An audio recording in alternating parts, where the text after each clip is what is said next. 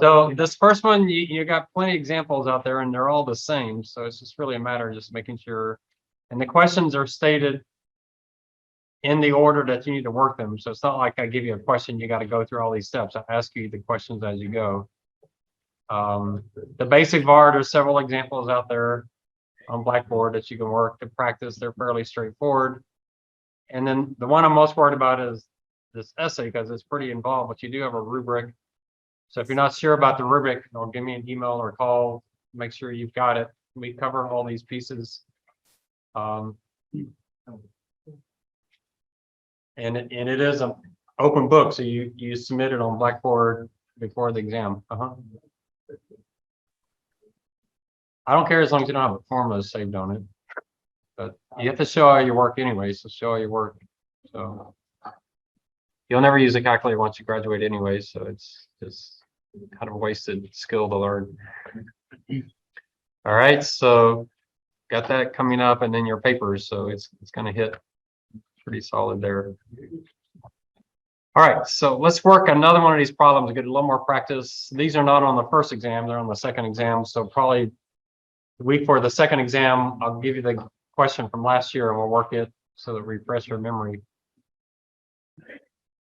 These are really good problems because this is about as real life finance as you can get. This is what we actually do. So the firm's been running, again, absolute return fund. We talked about that last time. You have been asked to find a strategy to add to the fund. You're going to put 20% in it and keep the other 80% in the current strategy. It's a $100 million portfolio. Your risk tolerance is 0.2. And they want to get the VAR below 7 million again for some reason without harming expected return. That looks the same as last time. You're between A, B, and C. You can probably already guess which one we're going to use. B, you can already kick out because it has a lower expected returns. So that one you already know, but we can go and calculate the numbers anyway. So our portfolio is 100 million. So I'm just going to make it at 100. Risk tolerance is 0.2. Our number of standard deviations, that's the formula I was looking for last time. I can never remember the exact formula, but norm.s.inb, and then 1 minus your risk tolerance, and that tells you it's a 2.88. I might get a slightly different answer here than what's on the answer key because it's exactly 2.88, and I'm not rounding here. So this is actually 2.87816, whatever. All right. So what we need is an expected return. We have the current with 20% A, 20% B, 20% C.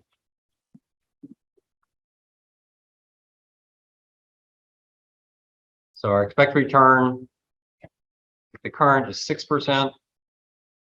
Oh, I can't reference it. So unfortunately, let me put that here so we have it.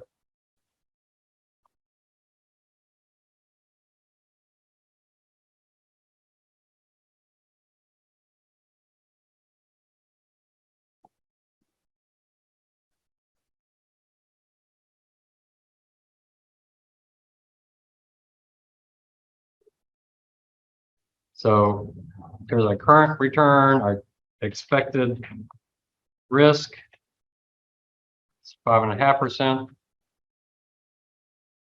Our VAR at 0.2%. It's going to be our current return minus 2.88 times your standard deviation minus 10%. And our VAR in dollars is that. And again, we do an absolute value. It's going to equal that times our portfolio. So that didn't work. Oh, I hit times. So 9,833,000, and she wants it to be 7 million or lower. So we're not very close. It seems magical that they want 7 million. Like, where did that number come from? So who knows where that number came from? So the current plus A, you're going to do 80% times A, times current plus 20% times A. We can copy those across.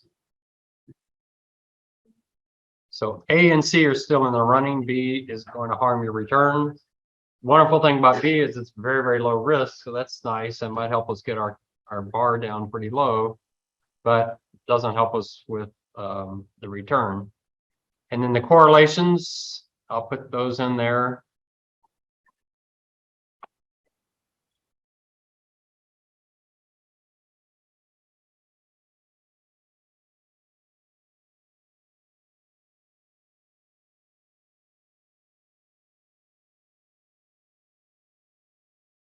And I don't even want to ask, but there's got to be at least one person in the room that knows this formula by now. It's got to be at least 7 people in the room that know this formula by now.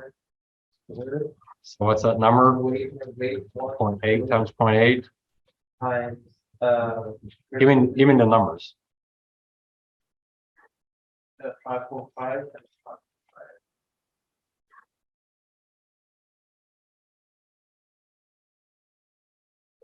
Plus or times? Plus Plus 0.2 times 0.2.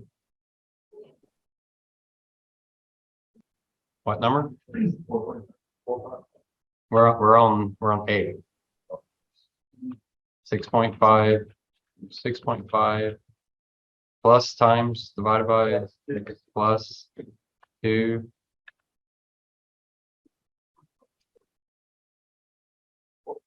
8 times. Yep. 5. 22 times 6.5. What else? Times what? Times 0.4. Times this.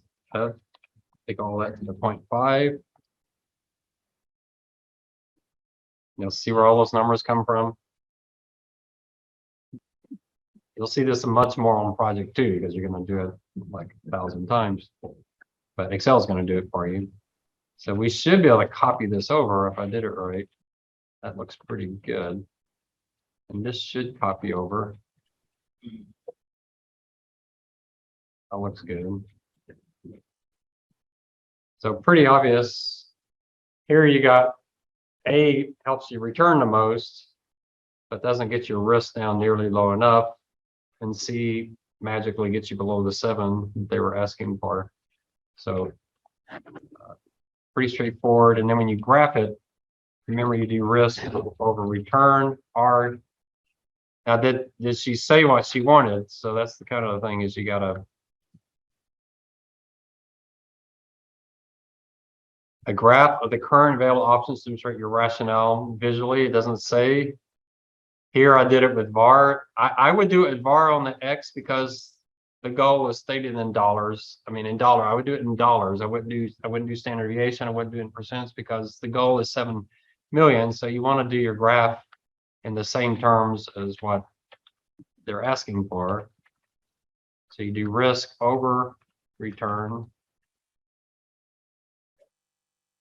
You're going to be drawing it by hand though. So but insert an XY.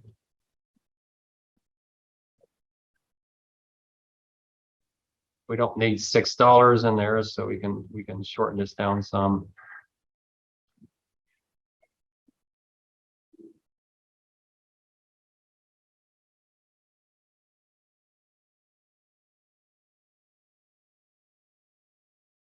So there's our current strategy.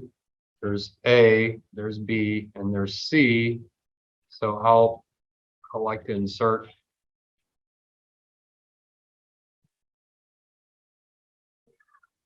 so our goal was 7. I'd like to get that in there. And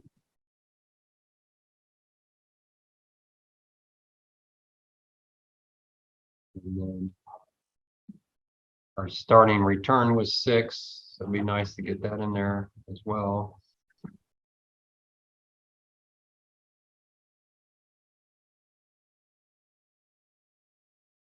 So only one point beats it. What if 2 points met it? What if our exam give you 2 points? Well,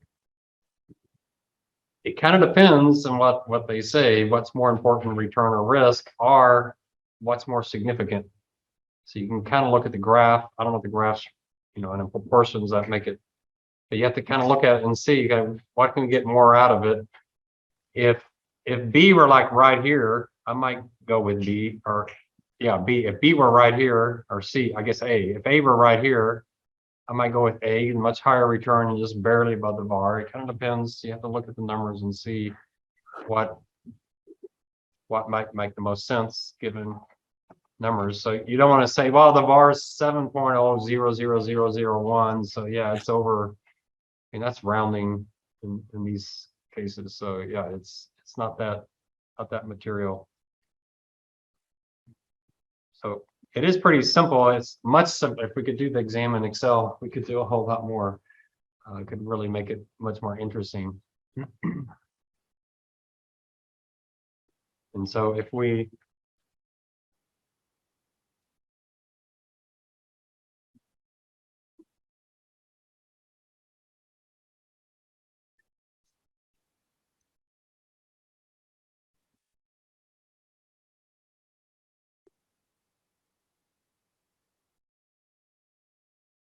So what could we do to make this more interesting?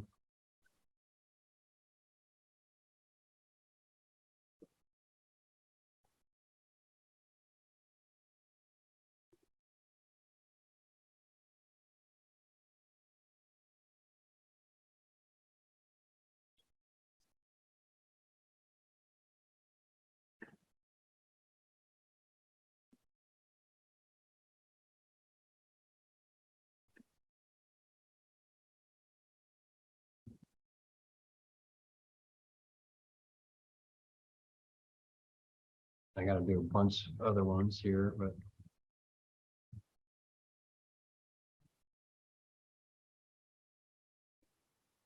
this is probably, if we could do this in Excel, this is the kind of stuff I would have you do. So that gets you back to the starting point. So that's how much you have current. So what might they be interested in? Well, how did they state the question? Did they say they want it at 7 million or below? They said they want it below and without harming return. So they somewhat imply that lower VAR would be better. Is there a way for us to get this VAR lower and get exactly a 6% return? So data solver, what do you want to do? We want to minimize that by changing that subject to that equaling 0.06. I don't know if it'll work or not, but we can try it.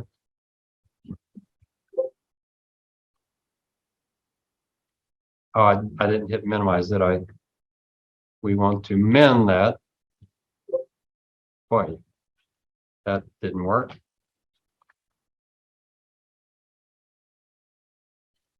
Try to do this. Yeah, I'll try. Well, if I do less than or equal to, that's probably gonna mess it up, but we'll try it.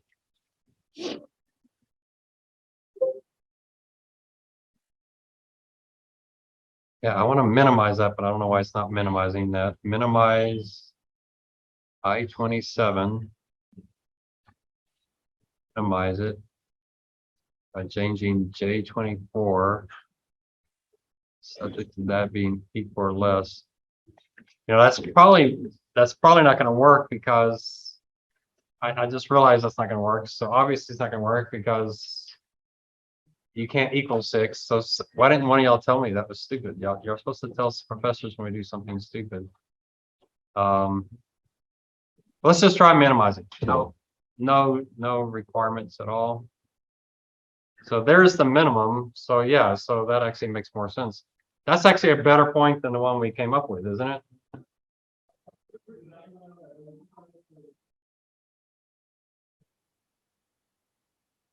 don't know if it will graph it or not. We'll see.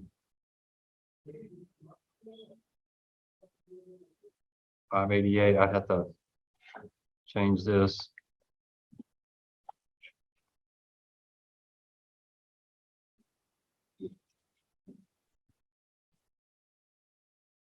Did it show up? I don't see it. There it is. So 62 would be the better answer. Why don't we do 62? Well, maybe they have a restriction. They can't have more than 20% in any one hedge fund. Maybe that's the problem. You know, who knows what the issue is, but that's certainly the better answer. Yeah, I don't know why I was thinking you could get 6% when C is impossible. But that's a much better answer. It's not as good as A on the return side, but you really can't get up to A with that much higher return. So, you know, what else could you do? You know, that's what you start thinking. Some of the things we did. So we had an endowment, and we set our optimization is give me the portfolio has the least probability of this endowment running out of money.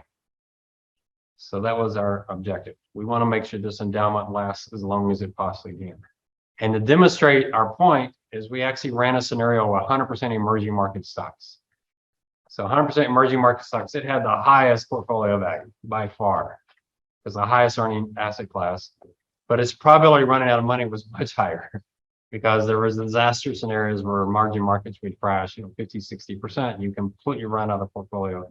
So just to demonstrate to them, the logic behind that. So there's, this is where you get creative. What's your objective? Are you trying to maximize return, minimize risk? How do you minimize it? How do you define risk? And that's the key on risk. Return, you're pretty stuck with annual returns. That's the way most people think about it. Sometimes we define return as the average ending net worth, adding average ending portfolio, something along those lines, but that's going to closely tie to return. But risk, there's so many things you can do on risk that can work is if you can get it into the definition there. All right, so pretty straightforward question all the way throughout. Probably slightly different answers than what's in my answer key because of the numbers I ran. So there's a graph. There's current, there's A, B, and C.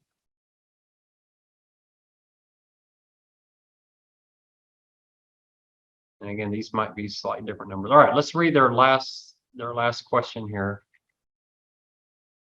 So you're using parametric bar. And you tell your boss, we've been using parametric bar, but I built a stochastic model in Excel. And I feel pretty good about the numbers. And it's, our portfolio is a little squirrely, so I'm not sure if parametric really picks it up. So we did a stochastic model. Now you have to be real careful on this question. Here I'm only talking about the current strategy. So that's all I have. I'm not looking at A and B and C, just the current strategy. So the stochastic model for our current strategy only. All right, so our current strategy has a value at risk of 983. And it's a risk tolerance of 0.2. And we ran 10,000 simulations.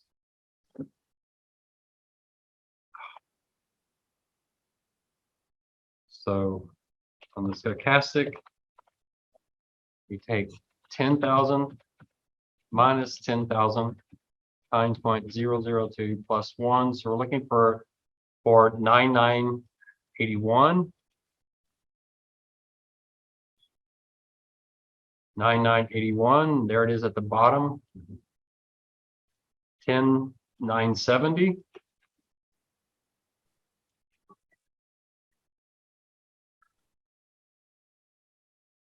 I just forgot what I just said. 10970. So 10970 is quite significantly higher. Much higher than our parametric, more than 10% higher. So parametric bar was 984. Stochastic bar is 1097. The stochastic bar is much higher, suggesting some negative skewing in the distribution of the current strategy. It depends on what we're looking at, but there are certain asset classes that do have negative skewing. We're going to talk about some about that with Taleb. Taleb says when you have skewing, you should find skewing that's positively skewed, even if you have to give up on return. He complains a lot of times in finance, just to get a slightly extra higher expected return, we take on a lot of negative skewing. He says we're willing to bet the farm just to pick up 5 or 6 basis points. And he says that's foolish. You shouldn't do that. You're ultimately going to be crushed by that. Give up those basis points, and then once a decade or so, you're going to get it all back all in one fell swoop. So that's kind of the skewing. Why is there skewing? Who knows? We didn't know we didn't talk about the strategy. You can't talk about these other strategies because we don't have the data to be able to run a stochastic model on them. All right, so you got 2 questions there. When we get closer to exam, because right now I know you're focused on the paper on exam 1. So we get closer to exam 2, I'll give you at least the last class's problem. I'm running out of ideas for that 3rd questions, but I'll get creative. I'll figure out something. It's really just can you apply what we've talked about here, the difference between historical. I don't know if I could throw a historical bar in there, but historical, parametric, and stochastic, and just some indication. The real key for parametric is it assumes this perfect symmetry. So if you remember that, that's why you're going to get some different answers. In the first problem, the skewing was because of the option strategies. It skewed you positive. On this one, you're skewed negative, but then parametric doesn't pick either one of those up. All right, so we got some time before you have to worry about this. And when you do worry about it next, it's going to be like you've never seen this before in your life. But you should remember this. This is pretty common in finance to do this kind of thing. Any comments on this? Does this feel like a way that this is how people actually do hedge funds? Does this feel like a way to do it? Are you worried about the assumptions? Does that bother you? That we're relying on these assumptions? Usually when I did this, I would at least get their historical data just so I could somewhat see what's going on. And I would always, like I talked last class, I want historical data in some really wild times. I want to see how'd you do in 2008, how'd you do in 2020. That to me is really enlightening. There's a lot of hedge funds that don't have that much history. They can give you model data. Model data, it is what it is. You have to trust that they would actually have done those trades at those prices. They're going to try their best to actually have done the trades they would have really done at the prices they would have done. And it's in their best interest to do it. And they really don't want to give you bad information, but at the same time, it's not a real life trade. So yeah, you have some, to me, the expected return is, plus or minus 3-4%. Who knows what an expected return on any of these are? That's really tough. The risk numbers and the correlation are so heavily related to the history that you're somewhat relying on history repeating itself. All right. Let's talk a little bit more about diversification. This is a big essay question for the second exam. I can't remember how to do the second exam. You're not going to worry about it for a while. You do have some choices in the second exam, so answer one of the 2, or answer 2 of the 3 kind of questions. One guy would have gotten an A in the class, but he forgot to answer one of the questions. It's like, what did you do on the exam? Oh, I didn't see that. It's like, yes, and I'll try to be more explicit. I can't remember if this is an optional one or one you have to answer. This is kind of my second favorite question after the one we just did on borrowing to invest, because it's just, so on borrowing to invest, I absolutely agree with academia on that. We should be doing it much differently than we do in practice. Here's where I've noticed so many finance professors, they teach this just out of the textbook as if this stuff works. And so that's the way I did my career until I started discovering that, wow, we can make really insignificant changes and it radically changes our answer. And I'm like, Yeah, I don't know if that's 0.2 or 0.23, but boy, I get a radically different answer. And, so it just makes me really, really nervous. So let's look at some of the history of this debate on diversification. You may be surprised that we haven't always believed this. And then I'm going to break it into two pieces. Does diversification work for a stock portfolio for individual stocks and for the portfolio level? Your project two is at the portfolio level. So you're going to be using the traditional approach. And then if I kick this out, then since this is so basic to finance, what do you replace it with? So I'll give you three options at the end, including options. All right, so let's look at the history. So this is a guy, William L. Neal. He said diversification is a hedge for ignorance. I think you are much better off owning a few stocks and knowing a great deal about them. By being very selective, you increase your chances of picking superior performers. You can also watch stocks much more carefully, which is important in controlling risk. For an investor with $5,000, now he wrote this decades ago, hold one or two stocks, 10,000, hold three or four stocks, 25,000, 4 or 5, $100,000, hold 6 or 7 stocks. That doesn't sound right at all, does it? So here's the big key here is many, many years ago, the key was familiarity was far more important than diversification. And that made sense back then because there was so little information. There's no internet, there was no Excel. I don't know how they even did things back in the 20s and 30s. I do know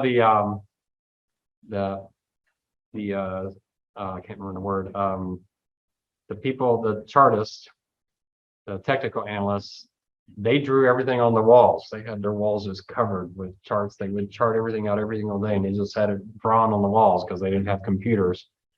And I remember hearing one interview talking about that being the good old days.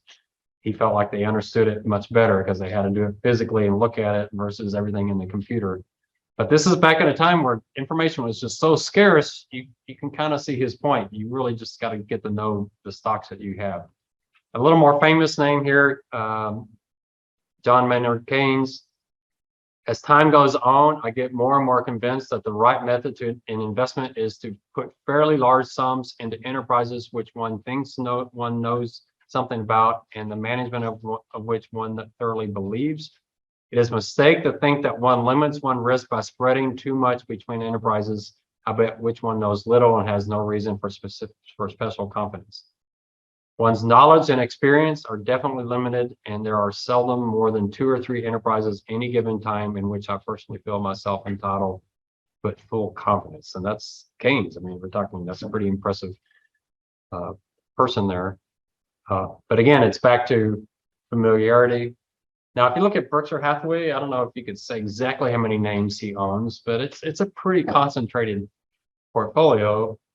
And Berkshire Hathaway is really not a company. It's more of a mutual fund run by Warren Buffett, but heavily skewed toward insurance, no question. You got Fruit of the Loom, Northern, Dairy Queen, some Apple, I think still. Kind of a hodgepodge of names, but most of it, the bulk of it is the insurance portfolio. So Warren Buffett might somewhat agree with this. You don't really need to be that diversified.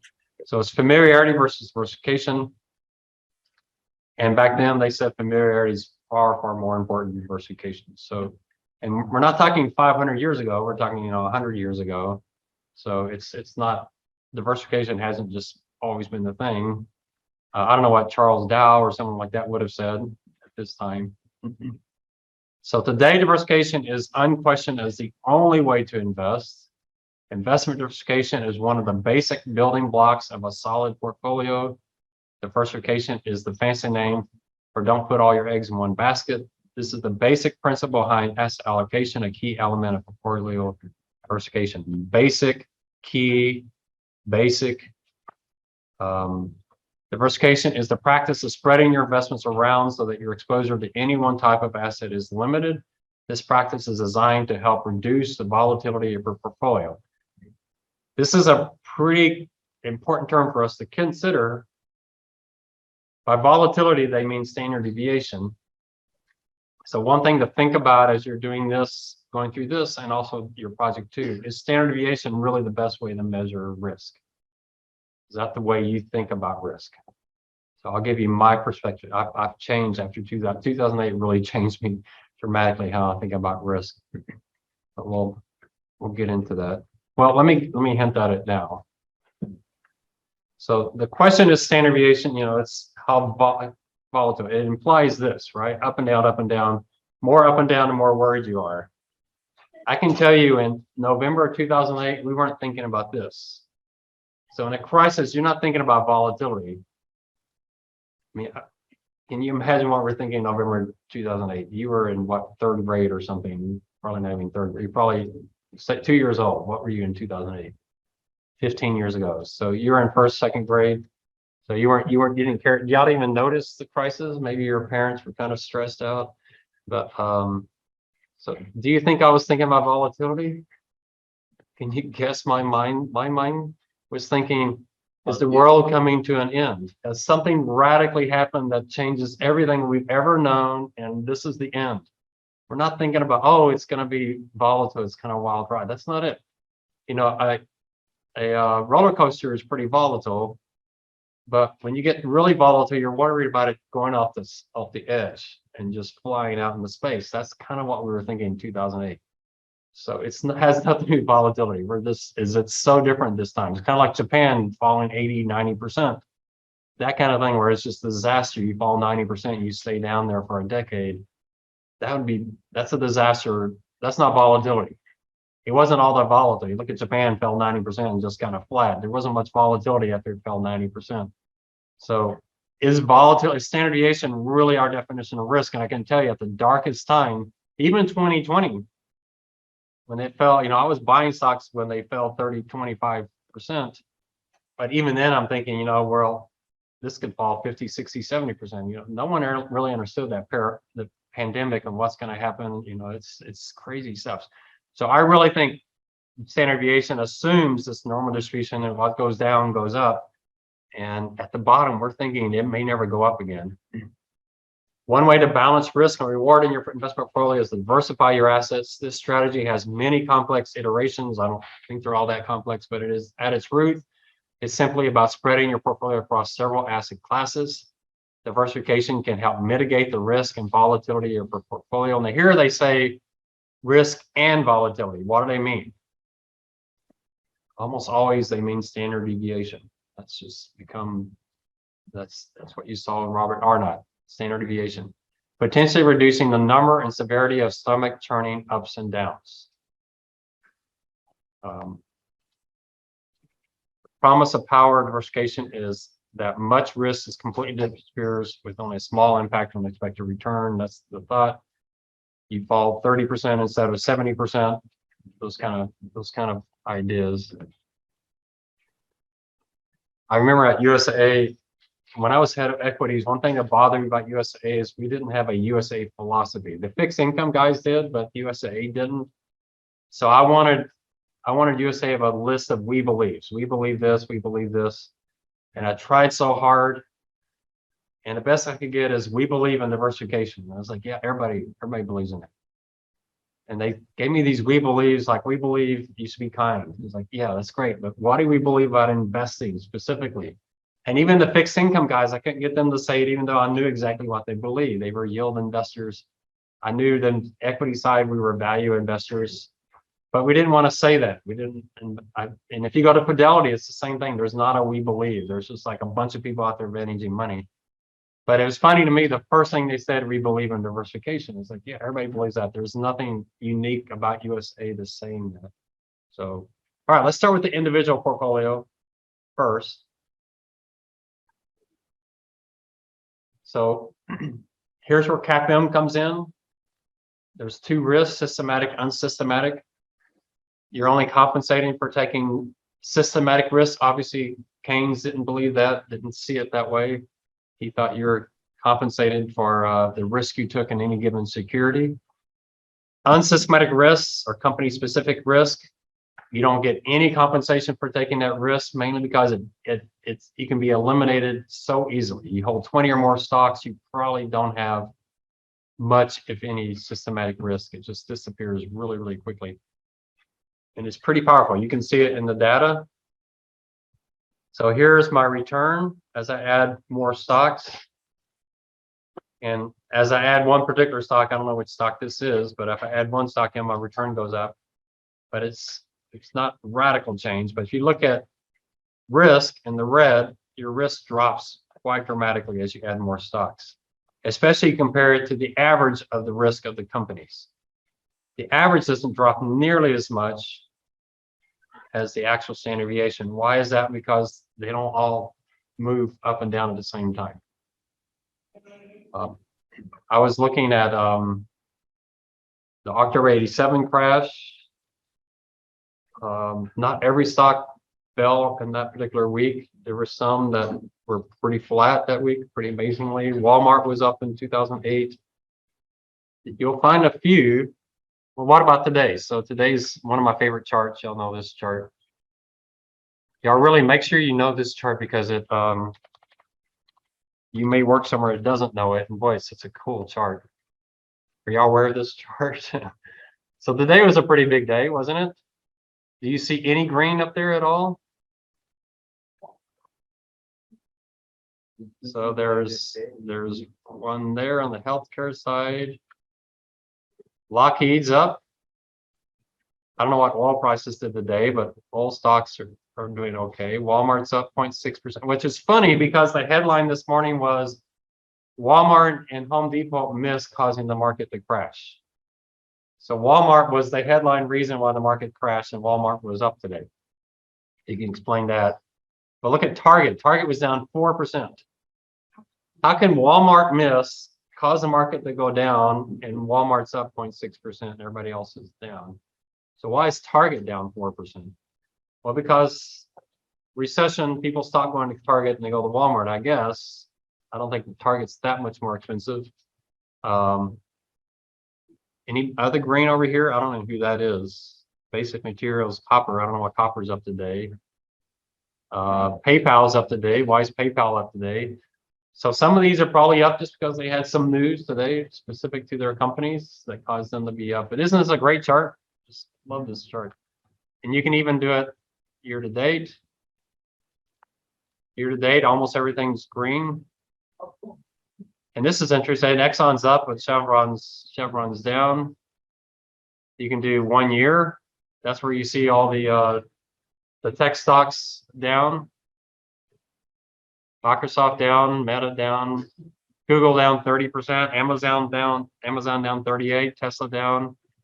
I love charts like this because one of the things I like to do is I like to see which stocks were down the most the last 6 months, because I might actually want to buy one of those. So I'm kind of a bounce off the floor kind of person. Tesla, is it too early for Tesla?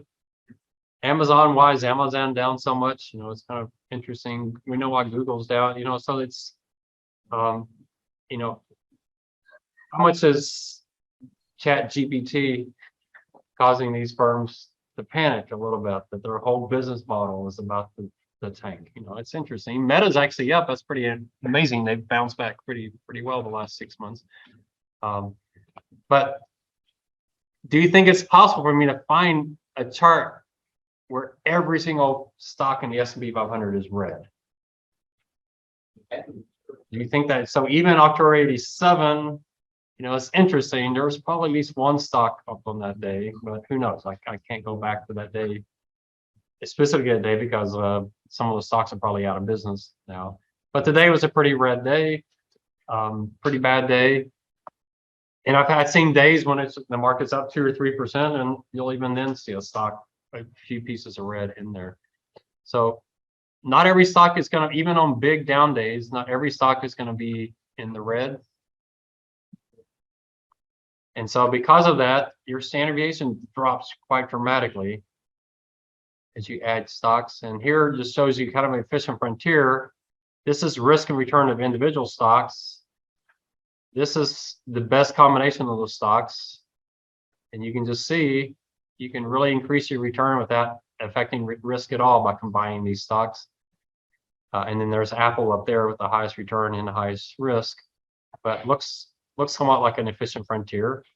And there's some stocks you say, why would you ever want to do these stocks? But they may be in there because even though their returns are low relative to risk, they may have a negative beta or low beta that helps reduce some of that risk. So diversification at the individual level does an excellent job of reducing company-specific risk. The problem with it is it's not stable over time. And this is the problem with a lot of risk management in finance, is the tools work the best when you don't need them, and they work the worst when you do need them. And it's frustrating. So here I did a chart. I love this chart. So just a good refresher.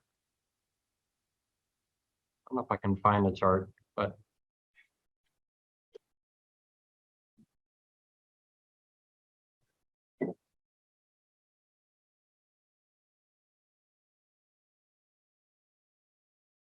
so beta gives you some measure of relative systematic risk of a stock. It doesn't tell you the systematic risk of a stock. It just tells you the relative. With the S&P 500, for some reason, a market with a beta of 1.0. So y'all know beta's, you know, you've gotten it every single finance class you've ever had. We keep giving you beta over and over again. How often is it used in practice? It's kind of shocking that it's not used as much as you might think in practice, but it is still used in practice somewhat. On the CFA exam, they still have a lot of beta questions on the CFA exam. I know they have beta questions on the FAC exam that are not that much different than the CFA exam questions. The easiest questions on the CFA exam are beta questions. Then you have systematic, unsystematic risk.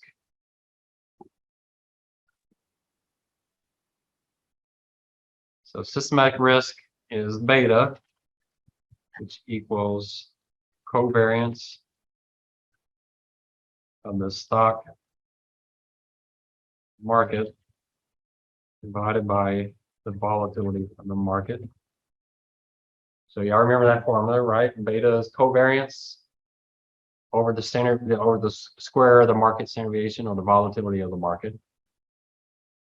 Correlation is covariance of the stock market divided by standard deviation for the stock times the standard deviation of the market. R squared equals correlation squared. So the question is, what percentage of a stock's risk systematic risk? So how much of the stock's risk is systematic risk plus unsystematic risk?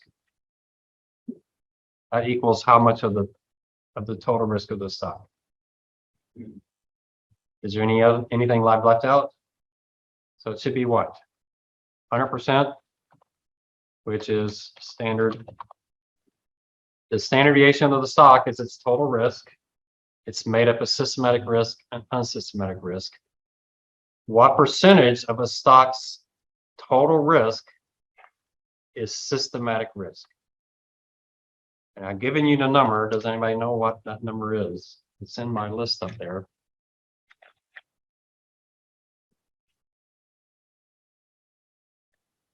It's not beta. Beta is not a percent, is it? Beta can be 1.6. So that's not a percent. It's not 160%. It's got to be less than 100. Is it correlation? Is it R squared? What percentage of a stock's risk is systematic risk? You said it, Arnold. What is it? It's R squared. R squared, yeah. The stock's R squared against the market, that's how much of its risk is systematic risk. So what percentage of the stock's risk is unsystematic? That's pretty easy, right? 1 minus r squared. So that's what this chart is showing you, is the r squared, the systematic risk of 10 stocks that I pulled in.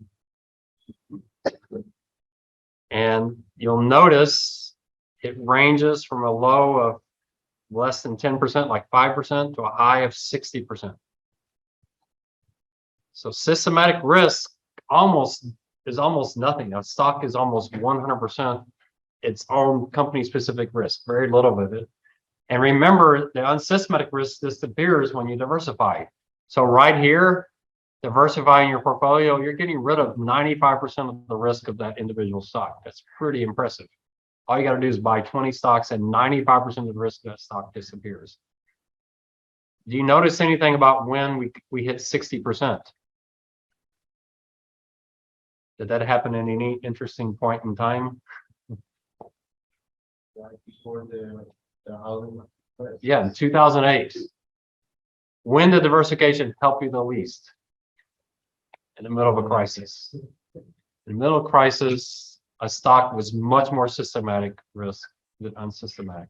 Isn't that Worst case exactly scenario. when we need it? Yeah, when you most need it. So it'd be great if this line was way down here in 2008.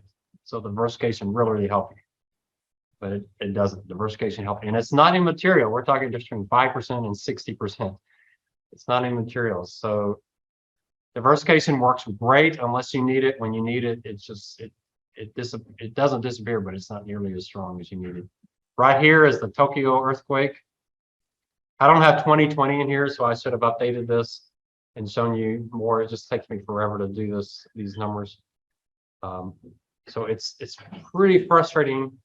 Yeah, diversification is wonderful, but when you get into 2008, you don't have 10 stocks up 10% and 10 stocks down 10%. You have 19 stocks down 10 to 20% and one stock is up 2%. And it's just that diversification is just not helping you at all. Not only that, it gets worse.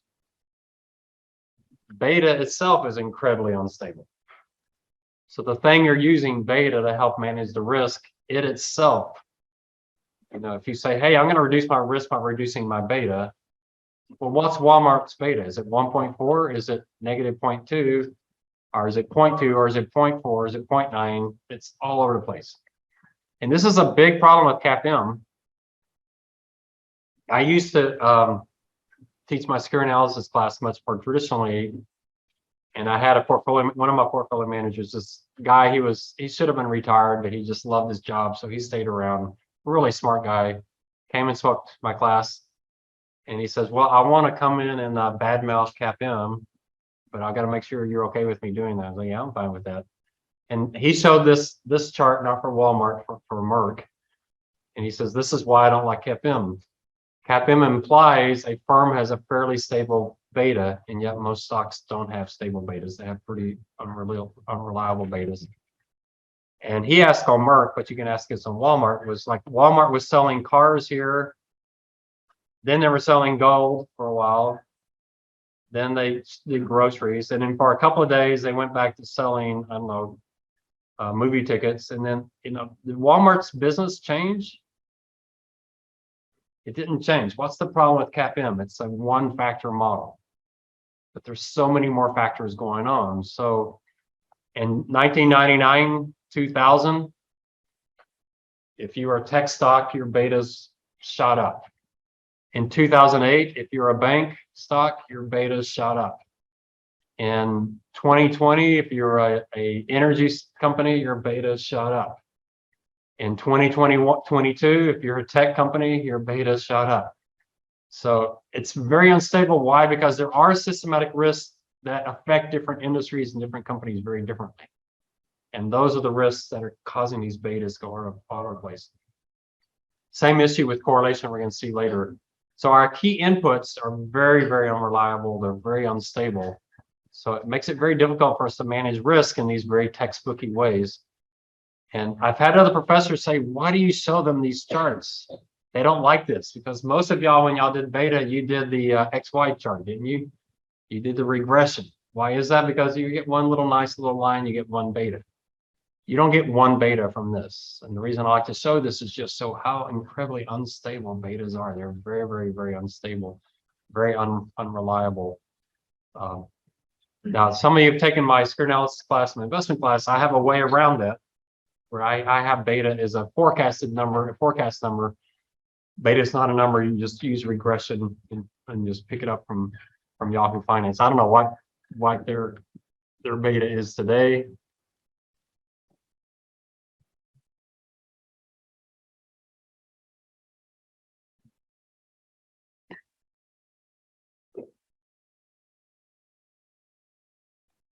What was why we just talked about Amazon? What is he doing?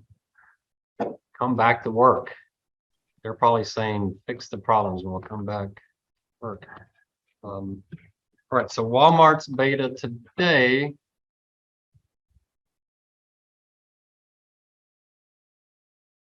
Oh, I always do that. It's usually waste management, but I was gonna say I don't think their beta is 3. What was that company? What company has a beta of 3? Waker, I don't know who that is, but whatever, that's a pretty high beta. Their beta is 0.3. That seems pretty reasonable, but it wasn't that long ago when their beta was negative 0.2. I mean, think about it, negative 0.2, that means you'd be happy investing in Walmart stock, even if their expected return was below treasuries. Does that appeal to any of you?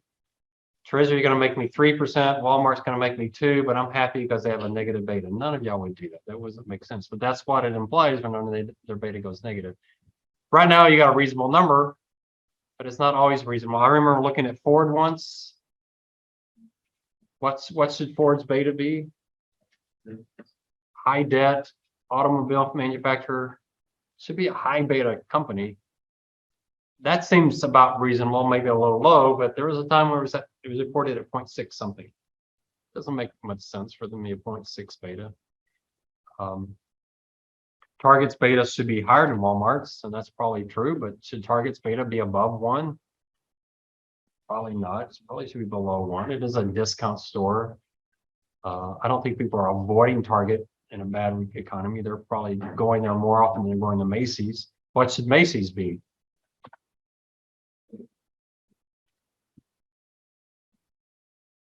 That seems about right. So sometimes it works, but when you get a shock like 2020, it can radically change things pretty quickly.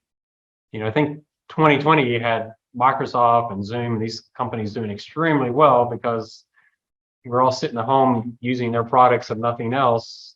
Yeah, I mean that's kind of what they're hoping for, but that's not your normal recession. That's not your normal systematic type of risk. So a little bit frustrating that the reliability of this is not there, but I do believe you should diversify your stock portfolio, especially today because familiarity, we get so much data on companies. You know, you really can get to know companies pretty quickly, at least to find 20 or 30. It's not like it was when Keynes was writing. So I might have agreed with him back then, but today, yeah, you can get a lot of data really fast. So what about at the asset class level? So here's where I'm going to be stepping on some toes, but that's okay. So this is the efficient frontier. Go to Harry Markowitz. I think Harry Markowitz is still around. He's probably 85 or 90 now. 95. Wow. Still going. I don't know if he's still doing interviews. The last interview I saw, I think he said, I put half my money in the S&P 500. I put the other half in a bond fund and I'm done. Like this efficient frontier guy, and he's like, forget the efficient frontier. I'm just 50-50. But that may have been a few years ago, so I don't know what he says today. You can find him out there on YouTube videos. Very smart man, very entertaining speaker. He's quite humorous. I don't know how he did it in 1950, whatever, without computers. So I mean, you think about what he had to do.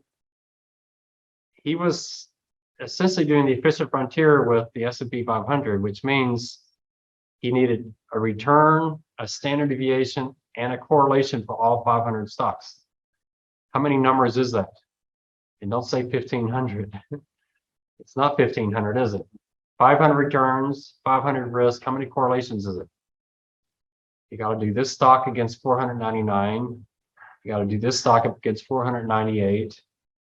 How did he do that without calculators even? I don't know how he did it. He must have had a bunch of PhD students supporting him.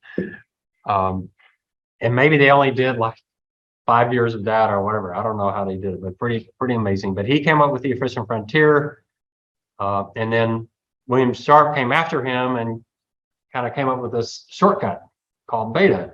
You don't need to do this stock against each stock in the S&P 500. You just have to do this stock against the S&P 500. So you don't have 1 versus 499. You have 1 versus the markets. So William Sharp greatly simplified what Markowitz came up with, but you needed them both. Both are Nobel Prize winners, great speakers, both of them, part of our heritage there. So you only need 3 inputs: expected return, risk, and correlation. And there is some superior portfolio at each level of risk that will give you the highest possible return at that level. And lower negative correlated assets can greatly reduce portfolio risk, even if their own risk is very, very high. We saw that when we did that first problem. High risk, but negative correlation is actually something very, very favorable. So this still drives our markets. It's still quite common. I don't know if the mutual fund store is still in business. I don't listen to the radio very much anymore, but they used to be big on WOAI. I don't see, they may have gone out of business because they just well, there they are. Summit Partners. Fee-based, my least favorite. Advisory business. Yeah, there's like all my least favorite words are in one sentence there. But their commercials on WOAI, you may not remember them, but they may still do commercials. But they would talk about how they're using the most sophisticated modern portfolio theory to manage your money. What are they using? Using Markowitz from 1950 something. It's not all that modern. And that's, you can listen to them. Exactly what you're going to do in project 2 is what they do. How sophisticated is it? Well, it's as sophisticated as your inputs are. If you have garbage inputs, it doesn't matter how sophisticated your model is, your outputs are going to be garbage. You can't get around that. You're going to use my assumptions for your project. I'm not going to say they're any good, but they're as good as a lot of other people. I mean, they're reasonable assumptions. I'm not giving you crazy numbers, but you'll see. We'll see how much trust you have in that. Key assumptions: expected returns. So how do you figure out the expected return for an asset? For bonds, pretty simple. You start with the current yield. The current yield on an investment grade bond is a pretty good estimate of its return. So today, the 10-year treasury got back up to like 3.95, 3.95%. That's probably your best estimate of what treasury will earn over the next 10 years. Even if you're buying and selling them, 3.95 is a pretty good. I'll show you a chart here that shows that. High yield, not quite that. What do you have to do with high yield? You have the current yield, but you know for sure you're going to have some defaults, right? So you got to have some write-off for defaults. That might be 0.5%, 1%, but you're going to have some write-off. But the current yield, you start with the current yield. You have some adjustments for defaults. For stocks, those that had me before, it's a current yield plus expected earnings growth. Where do you get expected earnings growth? Usually closely tied to your economic growth, what you expect there. You can come up with reasonable numbers for that. Dr. Darren says stock earnings growth should approximate the 10-year treasury yield. That seems wild in 2020 when the 10-year hit 0.5%, but that's what he said. If you look over the long term, yeah, that's pretty decent. Alternatives: what's the expected return on gold? Inflation, who knows what it is? I don't know. What's the expected return on the US dollar? Who knows? So you're just trying to figure out some basis. For gold, I give y'all gold in your project. I think I just used 3%. Why do we like gold? Because of the negative correlation. So high risk, low return, but wonderful diversification.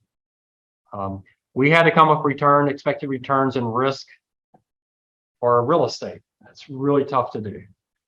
You can get returns looking historically, but risk and correlation is really tough to do. But expected risk and correlation, we rely heavily on history and we assume they're stable numbers over time, that they're reliable, that we can trust them. So these are your inputs. You're going to see my inputs are going to be using, I'm going to have a basis for the returns, but the risk and correlation is going to be entirely dependent on historical data, which is what most people do. All right, so here's my argument for bonds. This blue is their starting yield, and the red is what they actually made the next 5 years. Didn't work too well here. Worked really, really well here. I mean, underestimated, overestimated, but you can see over time it is a pretty decent expected return. The current yield is a pretty decent return, expected return. Now, Yahoo Finance used to give us yields. They stopped a while ago, but I think they came back. Let's see if they did.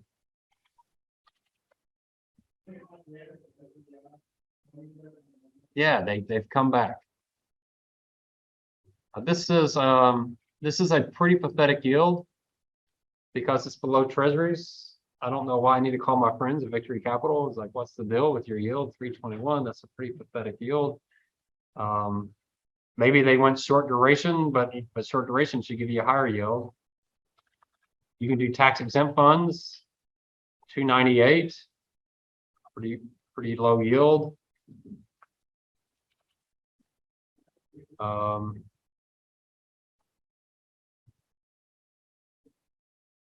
No yield there. That must be a stock fund. But if you bought a mutual fund, a bond mutual fund, and you need an expected return, I would just use that current yield. It is a very good estimate for what's going forward. In fact, I use that. So when I'm doing bonds, I got 3 choices. I got bond mutual funds, I got bank CDs, and I have life annuities. And I go between those 3. Bond mutual funds are going to give you the market rate. So whatever the market is, it is. But banks and insurance companies are crazy people. They have sales targets. They do crazy things. So I bought a bunch of annuities in 2008 because their yields were ridiculous. They were paying returns that made no sense. I even called the guy, they were paying like 6%. So I called John, I go, John, you're managing the bonds behind this portfolio and they're paying 6%. There's no way you're buying 6% bonds. I said, yeah, they're losing money on every one of those annuities. Why are they doing that? Well, they had a sales target they weren't hitting. So they're essentially giving stuff away. So you have to just pay attention. Right now, that's not the case. Bank CDs are not getting up there very fast, are they? But they're starting to move. So if a bank CD is 5% and a mutual fund's 4%, and life annuities are 3.5%, then put your money in a bank CD. You know, so you just shop those 3 and you just find the one with the highest yield. They're all comparable risk-wise. Bank CDs, you get FDIC insurance. Life annuities, you get the state of Texas insurance. Mutual funds, you have this tremendous diversification. Yeah, you just look at the yield. So it works pretty well. And that yield is going to help you. Well, you know, with the bank CD, you buy a 5% bank CD, you're going to make 5%. You know, even if the bank goes under, you'll probably still get most of your money back. So, you know, that's a pretty good estimate. So that's easy. Bonds are easy to forecast. Not any given year, obviously, there'll be some volatility. And here's what I talk about with stocks. This is, some of y'all have seen this chart too many times, but this blue line is the actual return on the stock market. I have this updated, but I didn't get it in this presentation. The red line is each decade's dividend yield plus earnings growth. And you can see until here recently, it was actually a pretty good forecast for what stocks would do. And so, yeah, you can give some decent returns. So right now, the dividend yield on the S&P 500 has probably come up quite a bit, given recent market volatility. I don't know if we're above 2 yet. So 1.5% yield. Earnings growth, our economy is probably going to grow 4 to 6%. And then what could we add to this yield that I talked about in my security analysis class, in investment class? What are companies doing now they didn't used to do? Stock buybacks, you might add another 0.5% to 1.5% or 1% for stock buybacks. And you're talking somewhere in the 6 to 8, 6 to 9% range for return on stocks. But people say, hey, but stocks made 10% historically. Yeah, but stocks had 3 and 4% yields historically.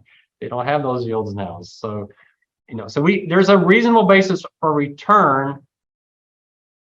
So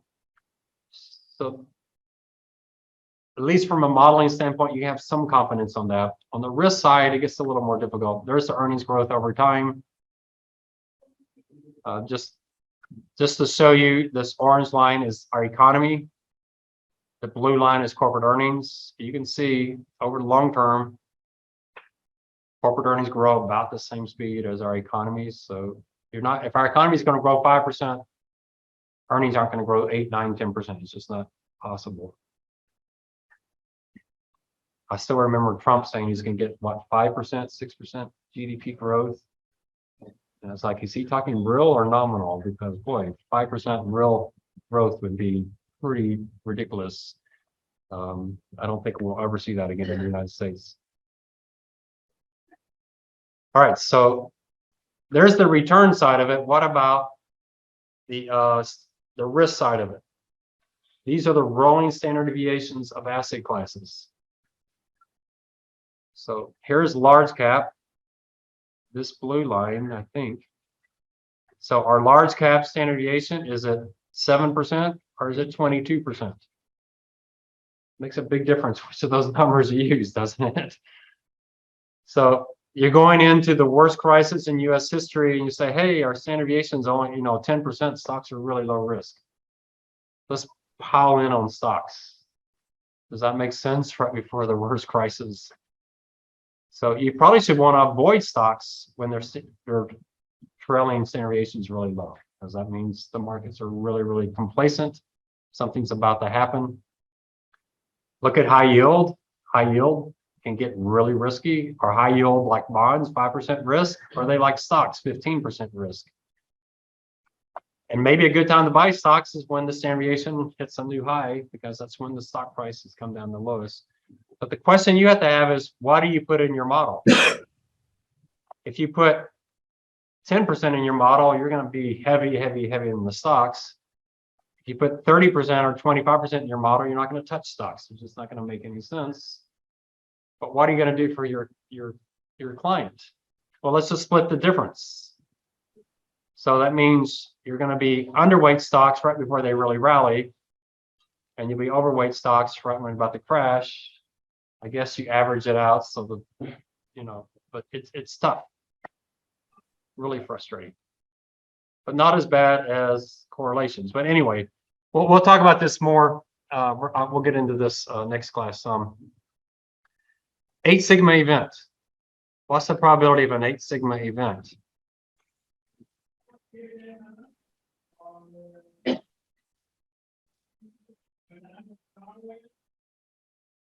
So according to Bill Gates, there's an 8 sigma event. Can't happen. Right, it's 0%. I can go out a million decimal places. Now I know if I go out 7 trillion decimal places, eventually a number is going to show up. Can't happen.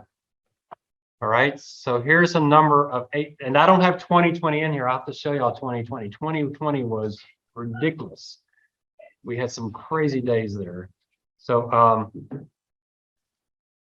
in 1980, we had in the 1980s, we had 3 of those. Almost all of them were 1987. They may have all 3 been 1987. October 19th, 1987 was, a 23% day. That's like a 23 sigma event.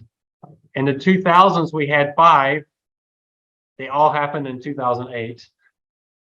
And I think there's a couple of them that happened in the same week. And you go to 2020, most of these are stock days.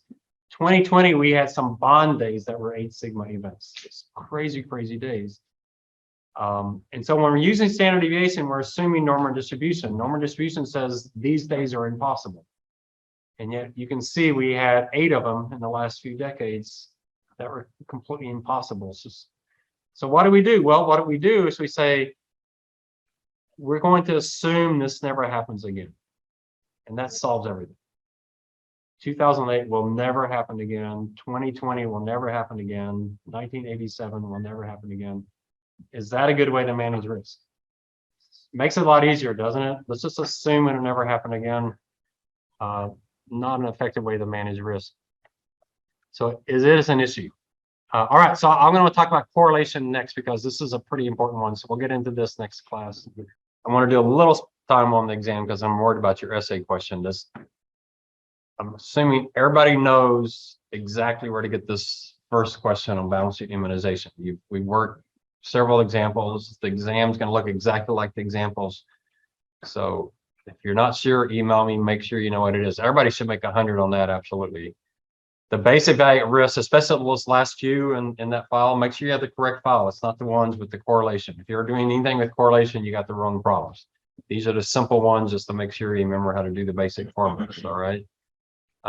There'll be 3 easy questions and then 1 where I'll throw in something a little different, and hopefully you'll be fine on that. Everybody comfortable on that one? All right, on this last one, you definitely should read the blog, but how do you put this down? So part of this is, getting the rubric, but it's also making sure you explain it. I read it as if you're explaining to someone who doesn't know this topic very well. They may have some finance background. So you're starting off with the question, borrow to invest in stocks. Does this add value? And you start off with, are you kidding me? No one would ever do that. Would AT&T borrow $50 billion and just stick it in the S&P 500? Would that make any sense? We would freak out if they did that. It doesn't make any sense at all. So you say it doesn't make any sense. However, a pension plan is essentially that. Now you gotta, when you talk about the pension plan, don't just say a pension plan is borrowing money. Got to be real clear. The pension is not borrowed money. It's not debt. So it's in quotes, it's air quotes, borrow. So they owe their employees money, but instead of paying them, they keep the money, telling them they'll pay them back in the future. It looks like debt, but it's not. But it's the same concept. Instead of giving someone money today, you're going to give them money in the future at some discount rate. So it looks a lot like debt. All right. So it is similar to the concept of float. It's kind of like float, yeah, a little bit. I haven't heard the word float applied in pension plans before, but it's similar. Anytime you're talking about debt, it's essentially you've got money, you have money that doesn't really belong to you that you have to pay back. That's kind of the concept of float. The difference with the pension plan is it's off on these separate set of books in a trust, unlike an insurance company where it's their money in their portfolio. So, no one would ever do this except for a lot of people do it, but they do it in a pension plan. So they say, well, it's different. Well, I'm going to say it's not different, or where it is different, it's worse. So I'm going to say it is different, but it's actually worse than this. So what does theory say? So there's several things you have to talk about. Borrowing increases beta. So WACC is the same. That's important. That's the normal theory. What theory are we talking about? But we are talking pension plan. Is a pension liability like normal corporate debt? What do we say there? It's debt steroids. I don't know how to spell steroids. A pension plan is debt on steroids. Why? High duration. High positive convexity. Inflation adjusted. The worst case scenario. Sensitive to inflation. very sensitive to interest rates, positive convexity. So not only is it sensitive to interest rates, but in the worst possible way. So it's particularly beta increasing. So that's important. We're not talking the normal, you can't use the normal theories of finance. You borrow money, invest it in the firm, your beta goes up, but your WACC stays the same because, you know, you're borrowing at a lower rate than your debt. But this is different. This is very different debt. This is a pension debt, very interest rate sensitive, very, you know, it's very sensitive to falling rates, which usually happens during a recession. You know, a pension plan makes a firm much, much riskier than our normal debt. So that's pretty important. And then there's the MPV side. Y'all remember that you're investing not in projects, but in the market. So the MPV equals what? 0 before fees, negative after fees, especially if. And what have you done?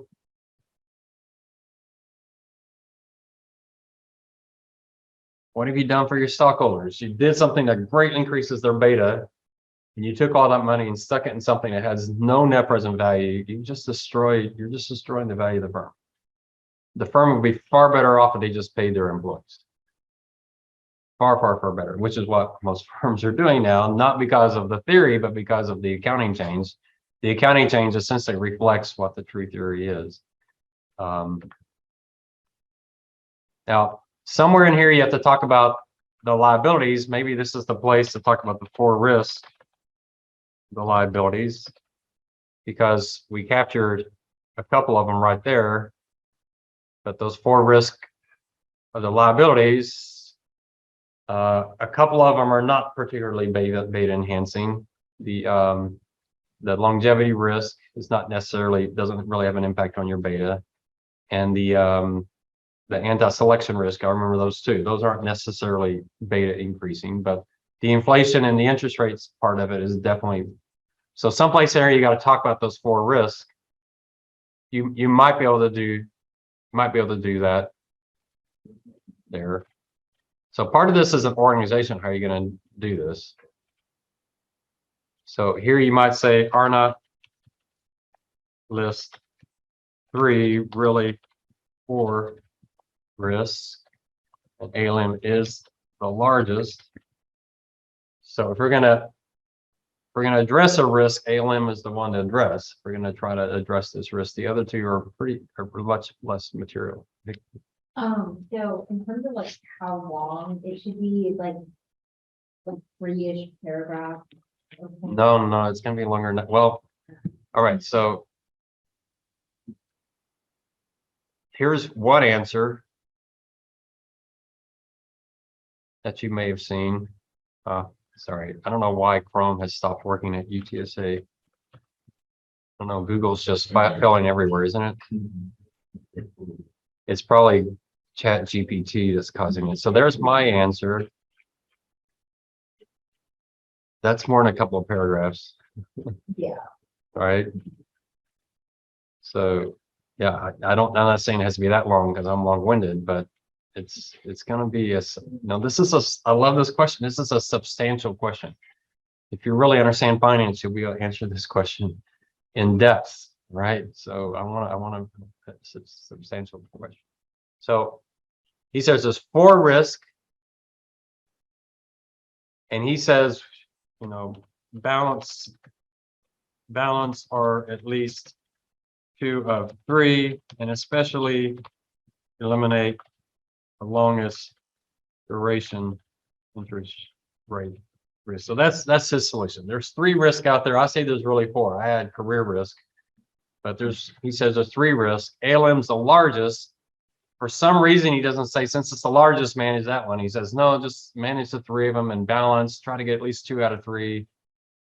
To me, the 2 out of 3 doesn't make sense, because if the 2 out of 3 are the pure risk and asset risks, then your biggest risk is still sitting out there. It doesn't make sense to me. Why balance and take the biggest one and fix it? But then he does say at least handle that biggest part of that risk. And here you should add a few extra words. It's a small percentage of the liability, but a huge part of the volatility. How do you spell huge? E. Right, so that's why he said, simple solution. You got 10-15% of your liability is very interest rate sensitive. Hedge that piece, you're going to eliminate a lot of risk, and you haven't radically changed what you're doing.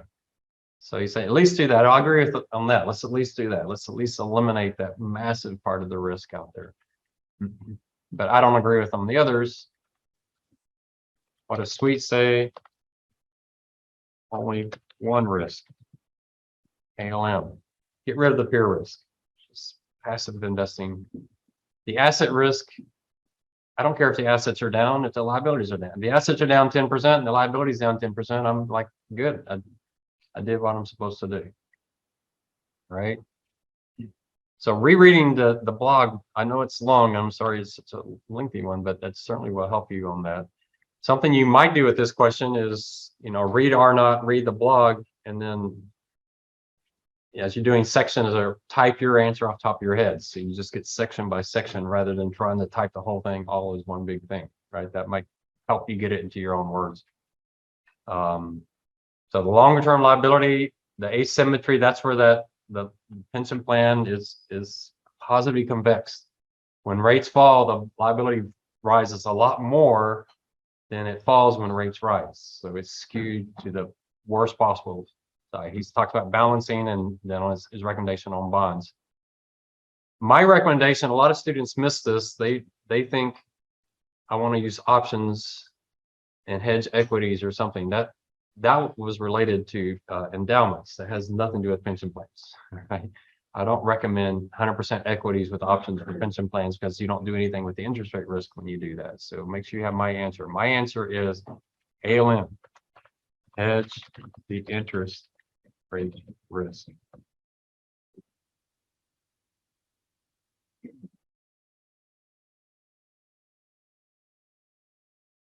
Now, part of this I say is adding value has two pieces. You remember those two pieces? How do you add value at a firm? Increase free cash flows or decrease risk. Increase free cash flow, that's adding positive net present value projects. If you add zero net present value projects, you haven't done anything to the value of the firm. Or you reduce risk, reduce the WACC. All right. I'm saying immunize as a zero NPV, but reduces WACC. So my solution is you immunize, putting, the net present value of investing in bonds is also zero, just like it is with stocks. So you're not doing anything on the free cash flow side, but you're adding value by reducing risk. So that's part of my argument. The impact of debt on the firm's WACC, I actually talked about that earlier. Net present value of markets, already talked about that. And then my last one is the fiduciary argument. So if you take your pension plan and put it in the stock market, who wins? Well, the beneficiary loses, because if the stock market takes off, they get nothing of it. They're already guaranteed what they're getting. If the market crashes, it could be bad for them, because if the company goes under, they're now at risk that their pension plan is not going to pay off. So they get nothing but the downside, none of the upside. How does the firm work? If it's bad for the firm, it destroys value. So there aren't really many winners in here. So the fiduciary argument, I think, is the strongest. Is you only have one client. That's the beneficiary. If they're not getting any benefit out of investing in stocks, then I don't see how you make any argument for putting money into the stock market. It just doesn't make any sense. And I've listened to people argue for it, but argument's got to be on the beneficiary side. Remember, the one argument I made is, well, if we do that and we make money, makes our plan less expensive, so maybe we'll be more able to keep the plan going. And that's too many levels, just different. Plus, you're adding a tremendous amount of risk to do that. I mean, so you really want to organize this into an answer. You can read my blog and say how I had it organized. I don't remember if I did this in the same order, bringing R naught in gets a little tricky. If you read R naught again, make sure to read my version of it, not his, because I simplify some things so you don't have so much jargon. So anything in here, you're not, y'all know the 4 groups: pure risk, asset risk, ALM risk, and then I add career risk. He doesn't have that in there. 4 subcomponents here: interest rate, inflation, longevity, and anti-selection. I didn't talk about this one, but of his 3 risk, the whole focus is on pure risk, which is the smallest of the 3. And why is that? That's where the career risk comes in. Why is our industry so focused on the smallest risk and ignoring the biggest risk? Because that's career risk. We're focused on our risk, not on the client's risk. So that's where that 4th risk comes in. But ALM is the largest. Longer liabilities. So that's where that, the longer liabilities are a small part of the liability because of the discounting process. They're so far out there, the present value is small, but they have so much duration. Small changes in interest rates cause huge impacts there. So that's a big discussion you'd want to have there. Very easy. Symmetry is really, really easy. And it gets worse. Not only is the duration really long, but there's an asymmetry here where the liability goes up more when rates fall than it goes down when rates rise. That's a pretty easy thing to put in there. I actually gave you some numbers that you do if you wanted to. And then his recommendation. So make it really clear. Robert Arnott's recommendation. I actually think if he were here, like I said in class, I think he would probably agree with me. But he's somewhat just accepting the fact that our industry is poorly incentivized. And he's saying he's got to reflect that. But remember, my argument for that is what? Well, you have the life insurance industry that's been doing this for centuries. It never crossed their mind to put money in the stock market. So somehow they figured it out, and they're still in business. And they're not shutting pension plans down left and right. So we got a good precedent out there. So my recommendation: make sure you have my recommendation out there. We talked that one. So I think we hit them all.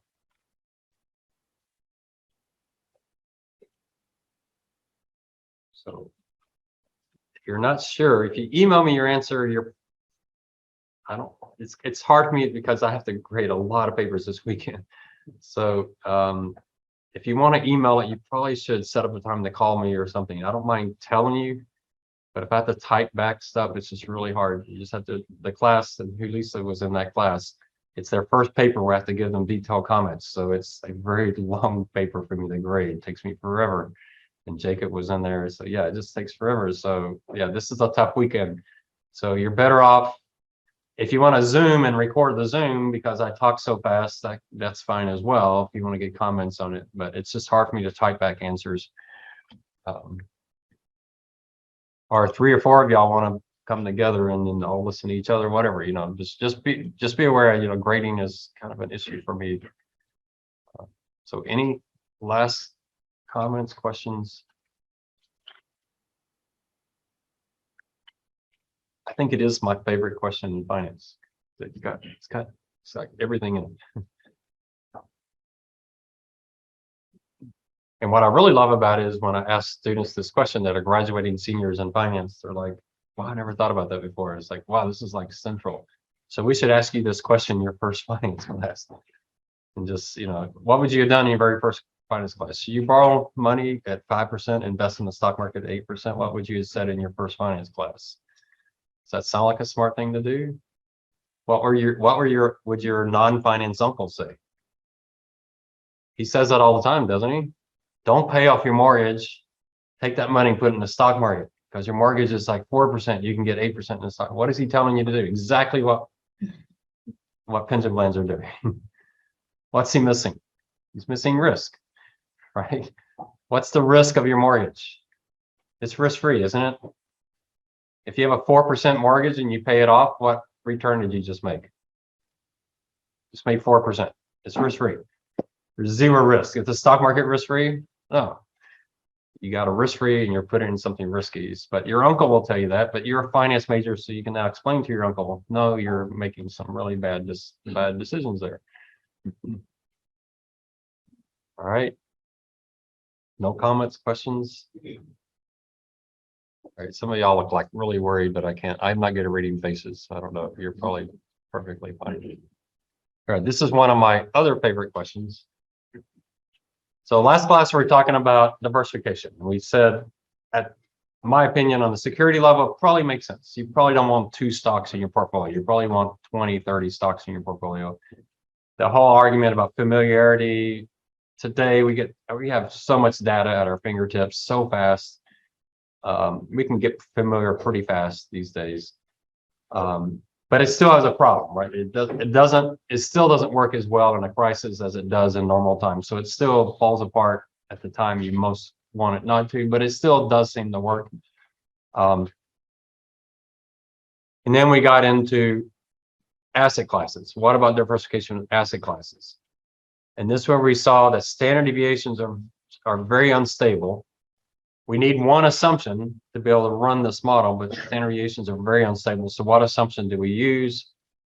And standard deviation assumes this kind of symmetry using normal distributions, and yet we've seen impossible things happen in the last few decades. Absolutely impossible. Today we're talking, 1987. He was talking about that here. The market falling 23% in one day. It's funny. He asked the other panelists, "You remember that?" And they're like, "No, we weren't alive then. What are you talking about?" I was 1 year in my career, and I don't remember it because I had hardly no stocks at that time. I was like, "What are y'all freaking out about?" I don't understand that, but 2000 we had more, and then 2020. I need to add 2020. I'm gonna one of these days I'll show you 2020, especially on the bond side. Pretty crazy stuff. So it's a little tough. The statistics we're using blow up, and then correlations themselves are not very stable, especially stocks versus bonds. We're going to spend a bit of time on this particular one.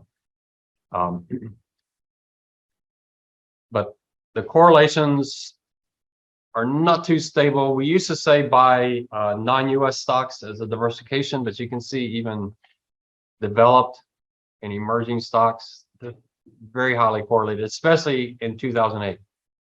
Everything crashed in 2008. So it really almost didn't matter how much diversification you had. Even emerging markets, look at that high correlation. Yeah, they came down in correlation here, but we didn't really need diversification then. Those were really great years. So it just didn't help all that much. But we'll get back into stocks versus bonds. Here's 2008. Large cap down 42, small cap down 48, developed markets down 44, developed market value, growth and value both 44, emerging down 48, just like small cap. Fixed income was up 2%, but we're going to talk more about that. High yields down 17, a typical 70-30 portfolio down 31%. So I guess it's good you had some bonds that you weren't down 42%. But you still lost a 30-year money, but that's with a little bit of a line on the bond side. So here's what the theory shows you. Here's bonds, high yield, small cap, large cap, developed, small cap, emerging. Here's their return risk. And we know international has just been a terrible place to invest. At the time I did this chart, it was. But if you look at it, the best combination of these, there's a better portfolio up there. So diversification does appear to work. But how much do you put in these two things? I don't have gold on here. I probably should add gold in here. Small cap has been the highest performing in this particular point in time. It seems to work, but this is the problem, these big years. So that's why I keep asking y'all, do you think we'll see another 2008? Because everything we're betting on just doesn't work in the 2008. And it's going to be really, really painful. I mean, this is a lot of money, right? 42%. That's a lot of money to lose all in what was it? September, October, November, December, January, February, in 6 months, half a year. Remember I talked about that one firm that was putting people, putting 70-year-olds 70% in stocks. Can you imagine what they went through in those 6 months? Just incredible, really, really painful. So does diversification make sense? Individual stocks, I would say probably still so. but it's the caveat is the R squareds of individual stocks to the market rise in a crisis, so your diversification benefit drops quite dramatically. And betas are terribly unstable. It's really hard to say which stocks are low beta, high beta at any given time. I was looking here recently.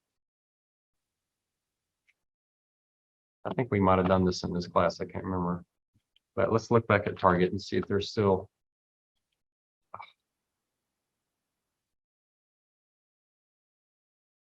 Kind of an earnings season, are we? So did we look at this last time? So Target is a 1 beta stock. That doesn't seem right. It was strange when they sold off and Walmart was up here recently. I would think that is a defensive stock. I would probably, I mean, they do sell a lot of groceries. I don't know what percentage of their income is groceries. That seems awfully high. But if you did this over time, you would probably find periods of time where it's much above 1, periods of time where it's well below 1.